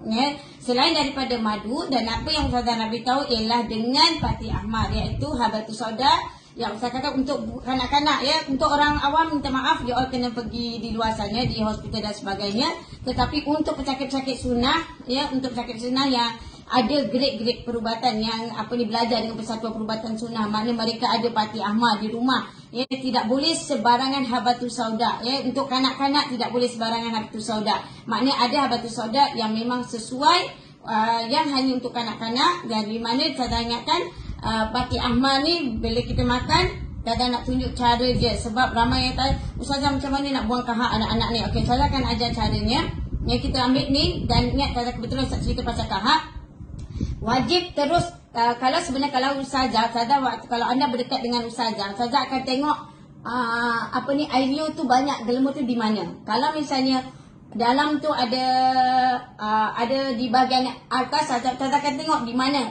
Tadi Ustazah nak tengok tekak. Bila Ustazah tengok tekak, Ustazah nak tengok di mana bahagian tekak. Kadang-kadang budak tu makan, dia akan muntah. Jadi jangan panik bila anak tu muntah. Orang yang berubat cara sunnah, perubatan sunnah memang pesakit sunnah. Kalau cara luar lah. Jadi bila kita dah kata bagi makan, terus melalui tekak. Tekak dekat dalam, buat 3 titik. 3 titik. Jangan bagi terus minum air. Jadi ambil lagi, buat lagi 3 titik. Buat lagi. Buat untuk malam ni saja. Untuk kuatkan Pati Ahmad ni, maknanya kalau Habatus Sauda grade perubatan, dia kuatkan dulu jantung dia, paru dia untuk kuat, supaya kahak tu keluar sendiri, bukan melalui paksaan. Sebab perubatan cara sunnah Rasulullah, dia akan macam orang dewasa pun sama ke Ustazah? Ya. Permulaan kalau kita makan terus muntah, maknanya dia keluar yang peringkat awal, dia peringkat asas, peringkat yang awal. Nanti bila kedua, ketiga tu kuatkan dulu. Dan Ustazah ingatkan cara pegang anak sekejap ya. Jadi kita dukung anak kita, dah bagi makan Ahmad, jangan terus pegang anak kita dan tinggikan sikit, dan kita tepuk dia di bahagian belakang macam ni. Jangan tepuk macam ni, kita tepuk di belakang dia, tepukkan belakang dia dan sebagainya. Okey, jangan panik. Jadi bila dia dengan Pati Ahmad tu, dia akan rasa macam sedikit macam tu, dan nanti dan juga pastikan anak tidur mengiring. Kenapa bagi dia tidur mengiring? Supaya kadang-kadang bila paparu dia dah kuat, Pati Ahmad tu bila paparu dia dah kuat, asbab dia akan keluar sendiri. Jadi cuma sekejap je kita buat tepuk-tepuk macam ni, anak kita nak pujuk dia, kan nanti dia dah penat. Bila dia dah penat, dia akan tertidur. Maknanya bila dia tertidur, nanti bila kahak dia keluar, nanti ketika dia tidur, miring. Jangan tidur macam tu, tiada kita tidur mengiringkan anak kita, nanti kahak kahak akan keluar, akan keluarlah benda-benda yang pelik. Jadi malam ni pesakit bagi makan 7 titik 10 minit. Kalau mana yang mereka yang batuk pun sama, makan 7 titik 10 minit untuk kuatkan paru-paru kita, jantung kita dengan Pati Ahmad. Maknanya Pati Ahmad ni ialah Habatus Sauda grade perubatan yang tidak dijual kepada orang awam, tidak dijual kepada sesiapa. Hanya yang benar-benar mereka yang nak buat cara sunnah Rasulullah SAW 100%. Jadi tidak dijual untuk orang luar. Jadi minta maaf, memang tak ada, cuma Ustazah nak beritahu lah, mudah-mudahan orang awam tahu ada perubatan cara sunnah. Jadi ada Habatus Sauda yang dimasukkan ke perubatan dan sebagainya. Kalau Habatus Sauda luar boleh guna Ustazah, jangan, Ustazah tak berani. Jangan sekali-sekali orang awam di luar jangan sekali-sekali berani gunakan. Tapi ini kepada pesakit sunnah Ustazah tak mampu nak jawab mesej. Jadi baca ni buat 3 kali. Malam ni buat 3 kali 10 minit. Kalau jantung dia terlampau kuat, nafas dia terlampau cungap-cungap laju sangat, 7 titik 10 minit, dan jangan panik. Itu nasihat saya, jangan panik. Lepas tu sapukan, ambil angkat tu, tepuk-tepuk belakang dia macam saya ajar tadi. Cara tepuk dia, ingat tepuk dia macam ni, jangan tepuk macam ni tepuk macam ni, jangan kuat-kuat sangat pun, dia okey je. Lepas tu diurut sedikit bahagian tengkuk anak ni. Diurut tengkuk di bahagian belakang ni sedikit, sambil kita pegang, kita urut. Lepas tu ada Pati Ahmad kadang terkeluar ke apa, ambil sapu dekat tengkuk dia, sapu dekat dada dia, dekat belakang dia. Jadi bila anak tu tidur ataupun kadang-kadang hak tu terkeluar-keluar, jangan panik. Kalau dia muntah banyak, kadang-kadang dia cirit-birit dan sebagainya, panas sudah turun, maknanya Allah lebih tahu. Jadi tidur dia dalam keadaan mengiring. Kalau dia tertidur, kita tengah pujuk-pujuk, dia tertidur kan. Jadi dia tidur, mengiringkan dia. Jangan tidur dalam keadaan tan. Jadi kita tidur mengiring. Itulah dia cara perubatan sunnah Rasulullah. Jadi bila anak nangis-nangis sebab dia tak selesa, sebab daripada Masing-masing punya kaedah lah, tapi saya menceritakan ini kaedah perubatan cara sunnah Rasulullah. Dan insyaAllah buat 3 titik 10 minit. Buat tu bila salah, buat satu hari je, malam ni je. Tengok nanti hasilnya. Nanti anak bila kahak tu dah keluar semua, dia akan okey sangat. Lepas tu bila dia dah okey, maknanya bagilah parti Zahabi atau parti Aspa 7 titik 10 minit 10 minit atau 3 titik atau 1 titik 10 minit 10 minit. Kalau panas dalam badan dia tu perlu dikawalkan suhu badan dia stabil. Maknanya bagilah parti Aspa tu 10 minit 10 minit dalam masa 1 hari supaya badan dia stabil balik. Sebab parti Ahmad tu kan dia bersodak kan, dia punya mizah dia tu panas. Jadi kita sejukkan.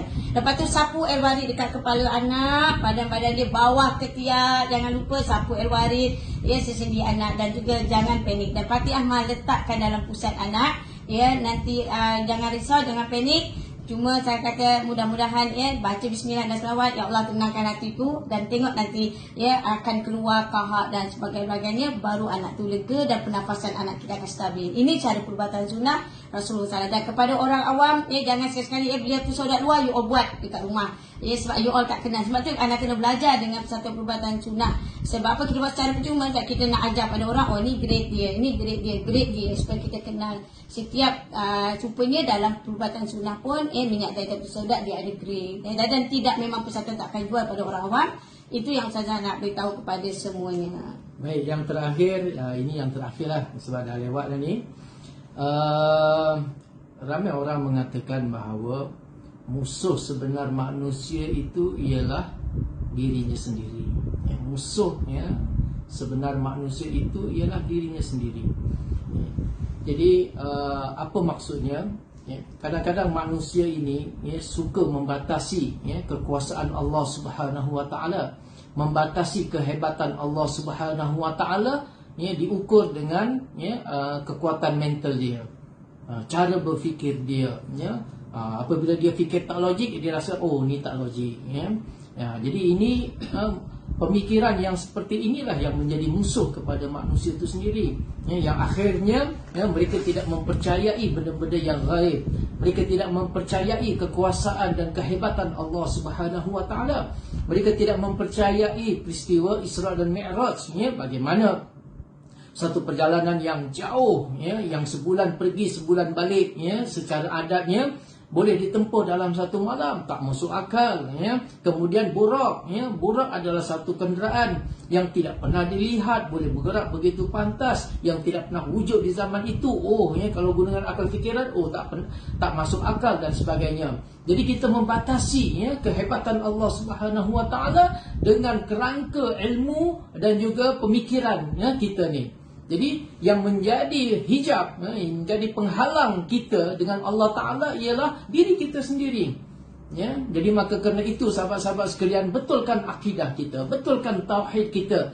Yakin sungguh-sungguh bahawasanya Allah itu bersifat dengan sifat-sifat yang diajar dalam sifat 20 tu. Sebab tu belajar balik dengan akidah, dengan tauhid ini, meyakini bahawasanya Allah Ta'ala itu adalah qadirun, Allah Ta'ala itu berkuasa, Allah Ta'ala sami'un, Allah Ta'ala mendengar, Allah Ta'ala tidak berhajat kepada makhluk.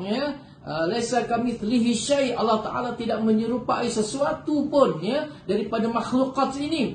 Jadi apabila kita meyakini Allah Subhanahu Wa Ta'ala dengan keyakinan yang sebenar-benarnya, maka kita tidak akan pernah membatasi kehebatan Allah Subhanahu Wa Ta'ala.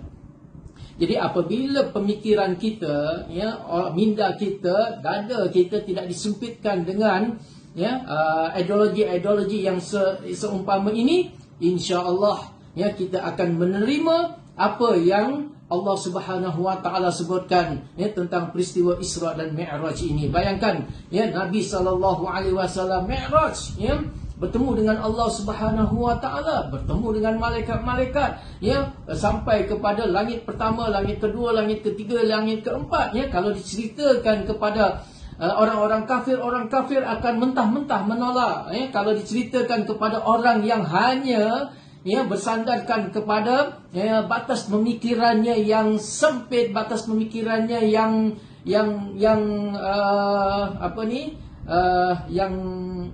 maknanya sempit lah, dia tidak akan percaya, dia tidak akan menerima perkhabaran tentang peristiwa Isra dan juga Mi'raj. Sebab itu kesan daripada peristiwa Isra dan Mi'raj ini sebahagiannya daripada orang-orang yang baru masuk Islam pada zaman itu, di zaman Nabi SAW, mereka telah berundur kembali, ya, murtad, ya, wal'iyadzubillah, ya, kerana mereka hanya bersandarkan, ya, dengan pemikiran, dengan minda yang terbatas, yang sempit itu, ya. Maka kerana itu kita kena pelajari, kita didik anak generasi kita dengan tauhid yang benar, bahawa Allah Ta'ala itu maha berkuasa, Allah Ta'ala itu maha segala-galanya, Allah Ta'ala maha berkehendak, Allah Ta'ala boleh menjadikan sesuatu itu dengan kun fayakun.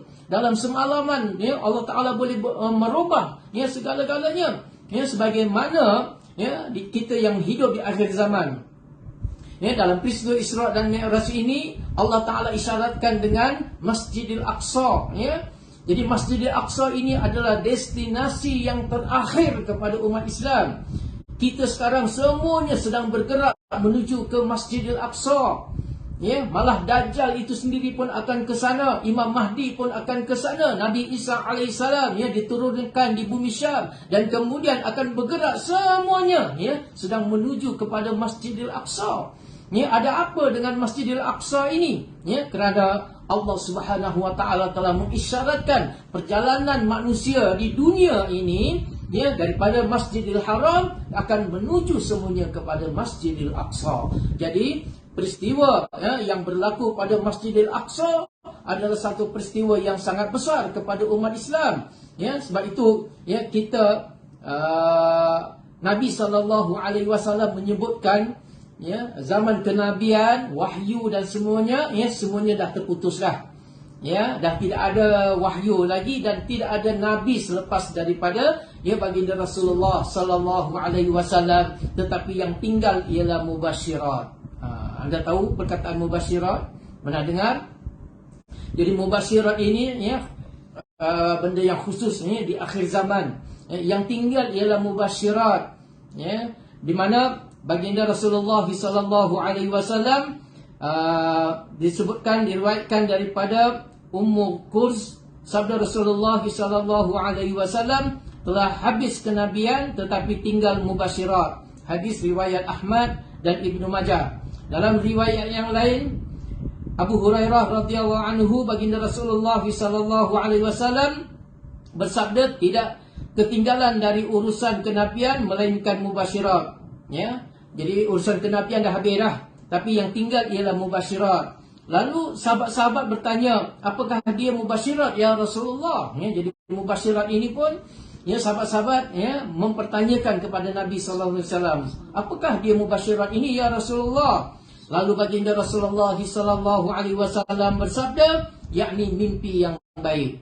Ya, jadi yang terakhir ini ialah mimpi yang baik. Itulah dia mubasyirat. Hadis ini adalah riwayat Bukhari, ya, hadis sahih lagi. Kemudian hadis riwayat Bukhari lagi. Di dalam sebuah hadis yang diriwayatkan daripada Abu Hurairah radhiyallahu anhu, bahawa baginda Rasulullah sallallahu alaihi wasallam bersabda, barang siapa yang melihatku di saat tidur, maka seakan-akan dia melihatku pada saat jaga, dan syaitan tidak dapat menyerupaiku, kata Nabi sallallahu alaihi wasallam. Hadis riwayat Bukhari, ya. Jadi hadis yang sahih juga, ya. Jadi sesiapa yang, ya, Allah Taala, ya, mimpikan dia melihat Nabi sallallahu alaihi wasallam, dia seolah-olah dia melihat, ya, baginda Rasulullah sallallahu alaihi wasallam dalam saat jaga. Walaupun dia melihat dalam keadaan, ya, dia tidur, ya, dia dimimpikan oleh Allah Ta'ala, ya, diberikan rezeki, ya, melihat dan bertemu, bercakap dengan Rasulullah sallallahu alaihi wasallam. Itu seumpama, ya, dia berkata-kata dalam keadaan jaga. Itu kata Nabi sallallahu alaihi wasallam, ya. Itu pernyataan Nabi sallallahu alaihi wasallam, ya. Dan syaitan tidaklah dapat menyerupai Nabi sallallahu alaihi wasallam. Jadi dalam hadis ini Nabi, ya, menghalusi, ya, tentang mimpi ni. Ya, jadi syaitan ini tidak boleh menyerupai, ya, Nabi sallallahu alaihi wasallam, apatah lagi menyerupai Allah Subhanahu Wa Taala, ya, di dalam mimpi itu, ya, dia tak boleh, syaitan tak boleh nak menyerupai. nak menyamakan dirinya tu, dia nak ngaku-ngaku, aku adalah Muhammad, aku adalah utusan ini, tak boleh. Syaitan akan terbakar. Syaitan tidak mampu untuk menyerupai Nabi SAW di dalam mimpi. Jadi apabila seseorang dianugerahkan, diberikan rezeki oleh Allah Ta'ala, diberikan mimpi, maka mimpi itu, bila dia mimpi Nabi SAW, mimpi itu adalah mimpi yang benar. Itulah yang dinamakan mubasyirat. Jadi di akhir zaman ini ada mubasyirat, adanya mimpi yang benar. Quran dan juga hadis Nabi SAW dah cukup, itu dah sempurna. Untuk urusan agama kita, semuanya dah sempurna. Bab sembahyang tak boleh diubah, bab puasa tak boleh diubah, bab-bab yang lain semuanya tak boleh diubah, kerana itu semuanya telah sempurna disampaikan oleh baginda Rasulullah sallallahu alaihi wasallam. Tetapi di akhir zaman, Allah dan juga Rasulnya sallallahu alaihi wasallam memberikan kepada orang mukmin satu mubasyirat tentang keadaan di akhir zaman, khusus untuk akhir zaman. Kerana umat di akhir zaman ini, dia akan berdepan dengan Dajjal. Dajjal adalah merupakan kadzab, adalah merupakan si pembohong yang boleh menyerupai. Kadang-kadang dia berbentuk dalam keadaan bentuk yang baik, dan kadang-kadang dia dalam bentuk yang sangat bengis, yang akan membunuh dan meratakan manusia ini. Dia dalam dua wajah. Kadang-kadang dia dalam bentuk yang baik. Dia bagi apa? Dia bagi roti ke orang. Itu Dajjal akhir zaman lah tu. Ketika umat Islam dalam kesusahan, kepayahan, dia beri bantuan. Dikala umat Islam di Turki, digoncang buminya dengan zilzal yang sangat kuat, yang meruntuhkan bangunan-bangunan, maka manusia-manusia yang terselamat hanya memohonkan pertolongan bantuan. Maka pertolongan dan bantuanlah yang datang tanpa mereka kembali kepada Allah Subhanahu Wa Taala, tanpa mereka bertaubat kembali kepada Allah, bertaubat di atas dosa-dosa, di atas kesalahan-kesalahan, maksiat dan juga kemungkaran yang mereka lakukan. Yang mereka harapkan ialah bantuan-bantuan, maka bantuanlah yang datang. Inilah yang digambarkan, bagaimana si Dajjal itu akan datang di akhir zaman, membawa sekeping roti, sebuku roti. Itu adalah ibarat bantuan-bantuan yang akan disampaikan oleh mereka. Kononnya mereka adalah orang-orang yang baik, tetapi umat ini, masalahnya ialah umat tidak menyadari bahawa musibah-musibah yang berlaku ini adalah merupakan dosa-dosa dan juga maksiat yang dilakukan oleh manusia. Maka kerana itulah Allah Subhanahu Wa Taala goncangkan bumi ini. Allah Taala kirimkan bala bencana kepada manusia ini, tujuannya supaya manusia semuanya kembali kepada Allah Subhanahu Wa Taala, bukan sekadar mengharap kepada bantuan-bantuan itu. Sepatutnya mereka ar-ruju' ila Allah, kembali kepada Allah, sujud kepada Allah, fikirkan di atas dosa apakah yang mereka telah lakukan sehingga Allah Subhanahu Wa Taala mengirimkan bala bencana yang menimpa kepada mereka. Apabila kita diuji dengan banjir, maka orang-orang yang diuji dengan banjir, kadang-kadang rumah mereka tenggelam, yang mereka fikirkan ialah mana bantuan, mana bantuan, mana bantuan. Mereka tidak fikirkan kenapa Allah Subhanahu Wa Taala timpakan bencana kepada mereka.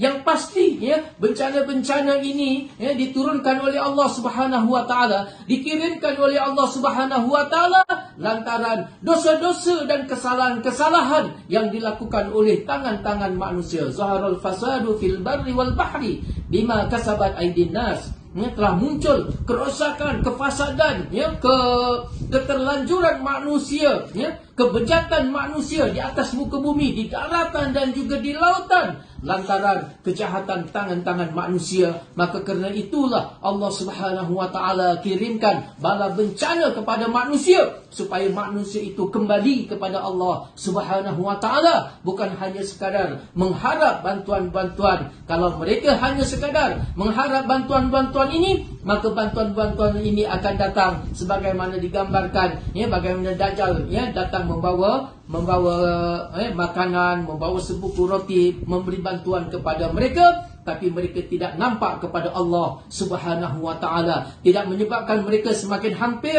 kepada Allah, tidak menyebabkan mereka sujud kepada Allah, rujuk ilallah, kembali semula kepada Allah. Mereka tidak menghayati inna lillahi wa inna ilaihi raji'un. Sebaliknya mereka terus mempersalahkan orang lain, meminta kepada orang lain. Apabila apa yang diminta itu didapat, maka mereka akan mengulangi kembali kejahatan-kejahatan, kezaliman-kezaliman, dosa-dosa yang mereka pernah lakukan di atas muka bumi ini.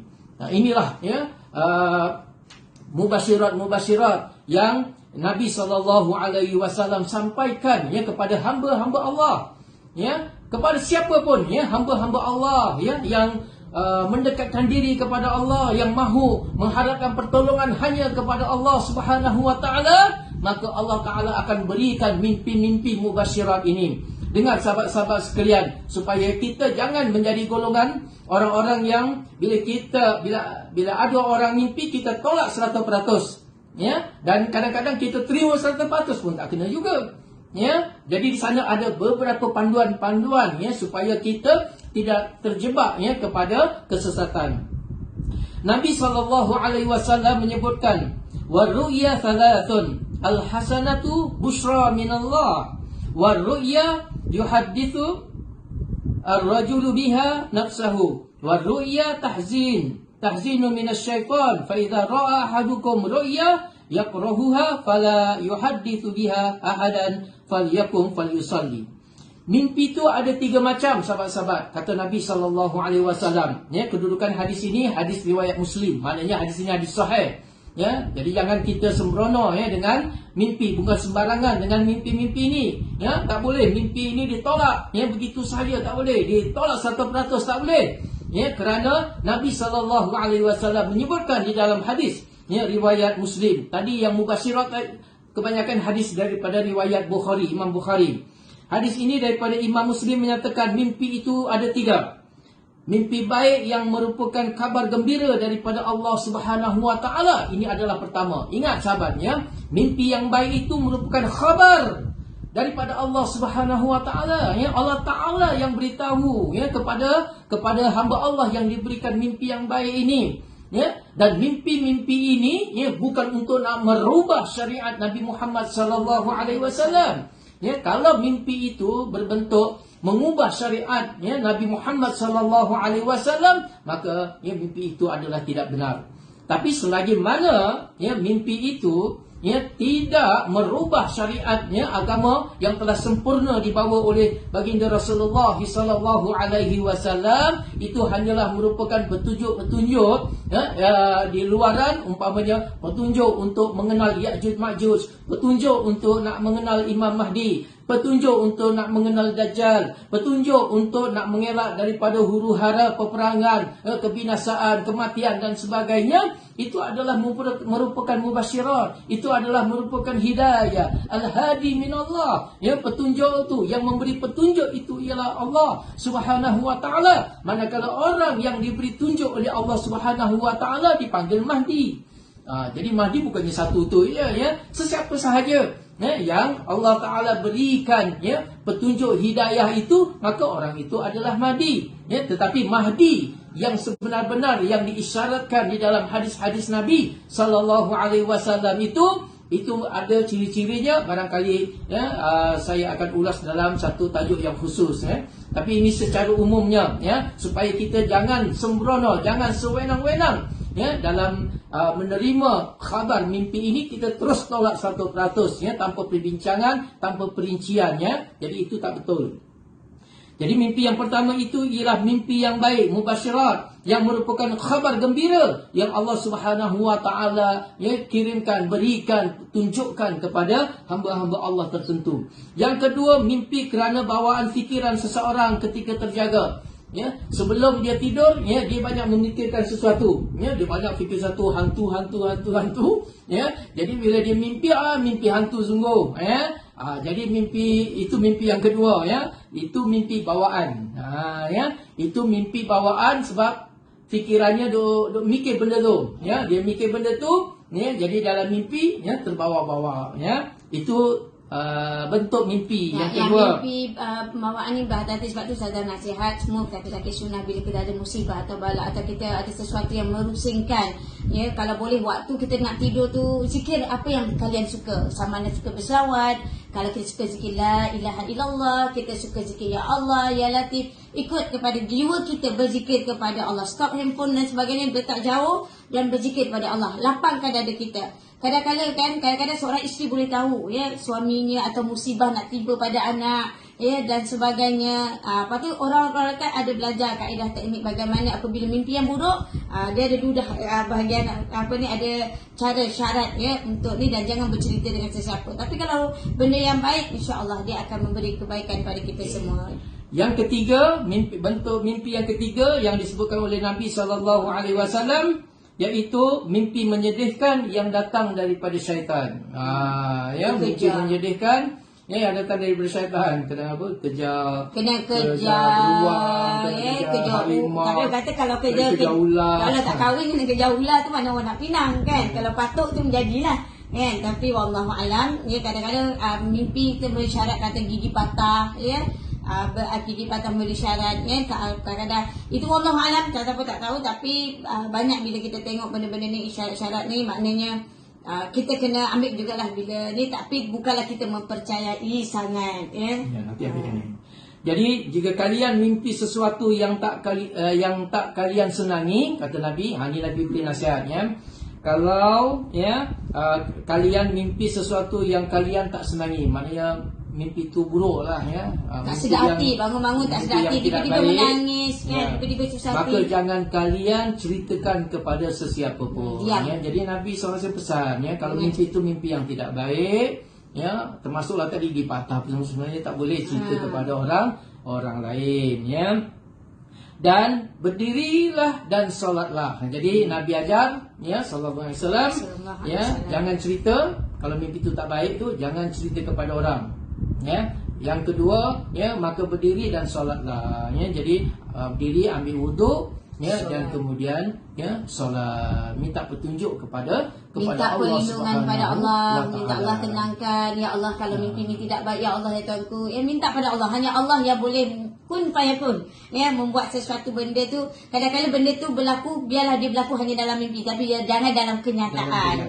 Jadi dia cuma berlaku, benda kata sebahagian takdir tu berlaku melalui mimpi, sebahagian benda tu memang akan berlaku, ya, ditakdir kata, tapi ada sebahagian tu ditakdirkan melalui mimpi saja. Dan tu jangan cerita, lebih baik ambil wuduk, sembahyang, ya, kita minta petunjuk daripada Allah. Baik, yang kedua, ya, daripada Abu Hurairah radhiyallahu anhu berkata bahawasanya Nabi SAW bersabda, apabila telah dekat hari kiamat, maka mimpi orang mukmin nyaris tidak pernah berbohong. Mimpi orang mukmin itu merupakan satu daripada 46 bahagian tanda-tanda kenabian.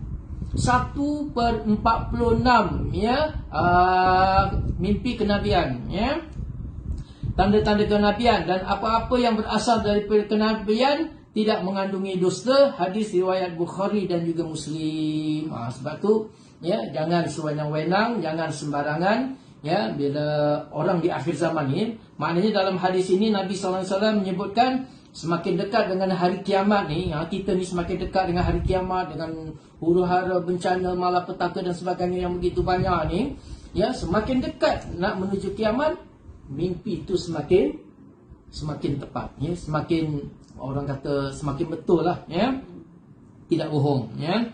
Ni Nabi sebut, ya. Sebab tu jangan sembarangan, jangan mudah-mudah nak tolak mimpi dan sebagainya, ya. Kamu anggap orang yang terima mimpi itu sesat, tapi bila kamu, ya, menolak mimpi itu mentah-mentah, bermakna keselatan akan kembali kepada kamu. Kamulah nanti yang akan sesat, ya, bila kamu, ya, menolak terus mimpi-mimpi ni, ya. Jadi dengarkan hadis ini, ya, sebab tu hadis ini mungkin jarang, ya, dibicarakan, ya, kerana ia berkaitan dengan akhir zaman, ya. Jadi oleh kerana kita sedang betul-betul berada di akhir zaman, ya, kita sebutkan apa yang Rasulullah SAW sampaikan tentang peristiwa akhir zaman. Di mana mimpi orang mukmin itu ya merupakan 1/46 daripada juzuk kenabian. Subhanallah. Ya, maknanya 2% lebih ya daripada keseluruhan ya kebenaran Nabi sallallahu alaihi wasallam. Ya, daripada kenabian itu. Ya, jadi ya 1/46 tu besar tu. Ya, satu bahagian. Jadi tak boleh nak nafikan. Sebab tu ya kita bila berdepan dengan mimpi ni kita hendaklah tawakuf dulu ya. Sifat yang terbaik ialah kita tawakuf dulu ya. Kemudian kita lihat ya kriteria-kriteria orang yang mimpi dan apa yang dimimpikan. Ya, kalau apa yang dimimpikan itu bertentangan dengan syariat yang telah sempurna yang dibawa oleh Nabi sallallahu alaihi wasallam, umpamanya sembahyang maghrib 3 rakaat, ya sembahyang subuh 2 rakaat. Ya, dia mimpi ya, minta di akhir zaman ini tambahkan sembahyang subuh 4 rakaat. Jadi itu telah menyalahi ya syariat Nabi Muhammad sallallahu alaihi wasallam, maka itu tanda mimpi yang tidak benar. Jadi selama mana hadis itu tidak bertentangan dengan Quran, tidak bertentangan dengan syariat Nabi Muhammad sallallahu alaihi wasallam, tidak mengajak kepada kemusyrikan, berhati-hatilah ya, barangkali itu adalah merupakan mubasyirat yang Allah Ta'ala beri kepada orang-orang yang Allah Ta'ala kehendaki ya. Jadi ingat mimpi itu adalah 1/46 ya. Tulis itu 1/46 daripada juzuk kenabian. Jadi betul ya. Dan mubasyirat itu maknanya berita-berita baik, berita-berita gembira ya, Allah Ta'ala berikan. Allah Ta'ala sebut di dalam Al-Quran ni, kadang-kadang kita terlepas pandang ya, bahawa Allah Subhanahu Wa Ta'ala sebut di dalam Al-Quran, lahumul busyra fil hayati dunya wa fil akhirah ya. Ayat surah Yunus ya, ayat yang ke-64. Surah Yunus ayat 64 ya. Sekali lagi catat, surah Yunus ayat 64, Allah Ta'ala menyebutkan lahumul busyra fil hayati dunya wa fil akhirah. Bagi mereka berita gembira dalam kehidupan dunia dan di akhirat. Ya, ayat itu ya bermaksud bagi mereka berita gembira dalam kehidupan dunia dan di akhirat. Jadi apakah yang dimaksudkan dengan busra dalam ayat ini? Ya, maka hadis Ibnu Majah menyebutkan hiya ar-ru'ya as-salihah ya ra'ahal muslim au tura lahu. Yang dimaksudkan dengan kegembiraan busra itu tadi dalam ayat di atas adalah mimpi yang baik. Ingat ya. Jadi yang dimaksudkan dengan busra di dalam ayat ini ialah mimpi yang baik yang terlihat oleh orang muslim atau yang diperlihatkan kepadanya. Hadis riwayat Ibnu Majah. Ya, jadi daripada kesimpulan ini ya memberitahu kepada kita bahawasanya ya mubasyirat itu ada. Ya, mubasyirat itu adalah benar. Mubasyirat itu adalah datang daripada Allah Subhanahu Wa Ta'ala. Allah Ta'ala berikan kepada sesiapa yang Allah Ta'ala kehendaki. Dan jangan sesekali kita menolak ya sewenang-wenangnya. Dengan mudah kita menolak 100%. Hendaklah kita hadar, hendaklah kita tawakuf ya di dalam kita mendengar satu-satu berita ya, khususnya mimpi-mimpi yang benar. Ya, orang yang mimpi itu pun benar, apa yang dimimpikannya itu adalah benar, apatah lagi mimpi ya yang berkaitan dengan baginda Rasulullah sallallahu alaihi wasallam, kerana syaitan tidak boleh menyerupai Nabi sallallahu alaihi wasallam. Maka umat Islam hendaklah berhati-hati ya, kerana ya kehebatan Allah Subhanahu Wa Ta'ala melampaui ya, menjangkau ya segala pemikiran manusia. Manusia ini hanyalah kerdil, manusia ini ilmunya hanyalah setitis air daripada lautan ilmu milik Allah Subhanahu Wa Ta'ala. Maka Allah Ta'ala itu dengan kun fayakun, maka Allah Ta'ala berkuasa untuk menjadikan apa sahaja yang dikendaki ya, iradat Allah Subhanahu Wa Ta'ala akan terwujud di atas muka bumi ini dengan izin Allah, dengan kekuasaan Allah Subhanahu Wa Ta'ala, dengan keyakinan penuh kepada Allah Subhanahu Wa Ta'ala. Inilah bekalan akidah, akidah yang benar, akidah yang mantap, akidah yang sempurna kepada Allah Subhanahu Wa Ta'ala untuk kita berdepan dengan ujian-ujian Dajjal yang bermaharaja lela membohongi manusia ya di akhir zaman ini. Jangan kita pula terperangkap ya dengan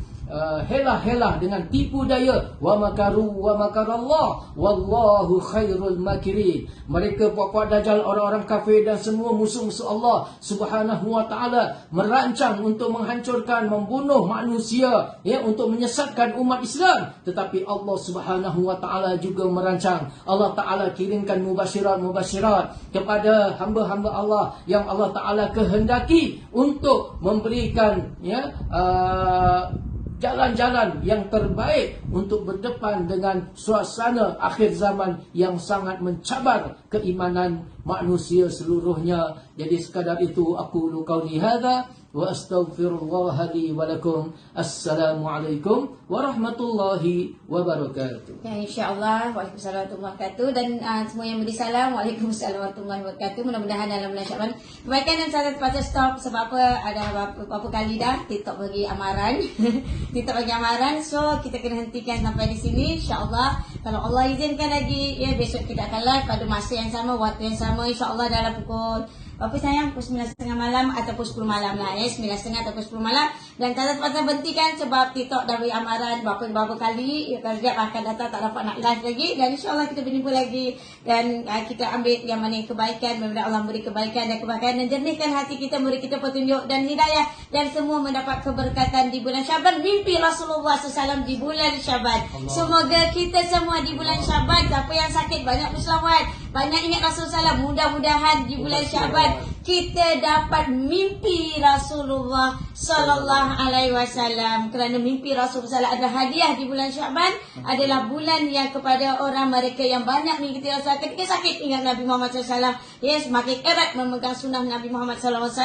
Mudah-mudahan anda semua, dan termasuk ustazah, ustaz, ya, kami dalam dapat mimpi Rasulullah dan kita dapat mimpi semula Rasulullah sallallahu alaihi wasallam untuk menguat kita umat akhir zaman berpegang agama bagaikan bara api. Biar dicaci, biar dicela, biar dikatakan gila, biar dikatakan orang macam-macam, ya, untuk menjatuhkan dan sebagainya, tetapi cukup dengan Rasulullah SAW. Wajah Rasulullah SAW itu menggembirakan hati, menghilangkan hati yang sedih. Tak perlu apa orang kata, yang penting apa Allah kata dan bagaimana Rasulullah SAW memandang aku. Sekian pada saya dan Daya. Assalamualaikum warahmatullahi wabarakatuh.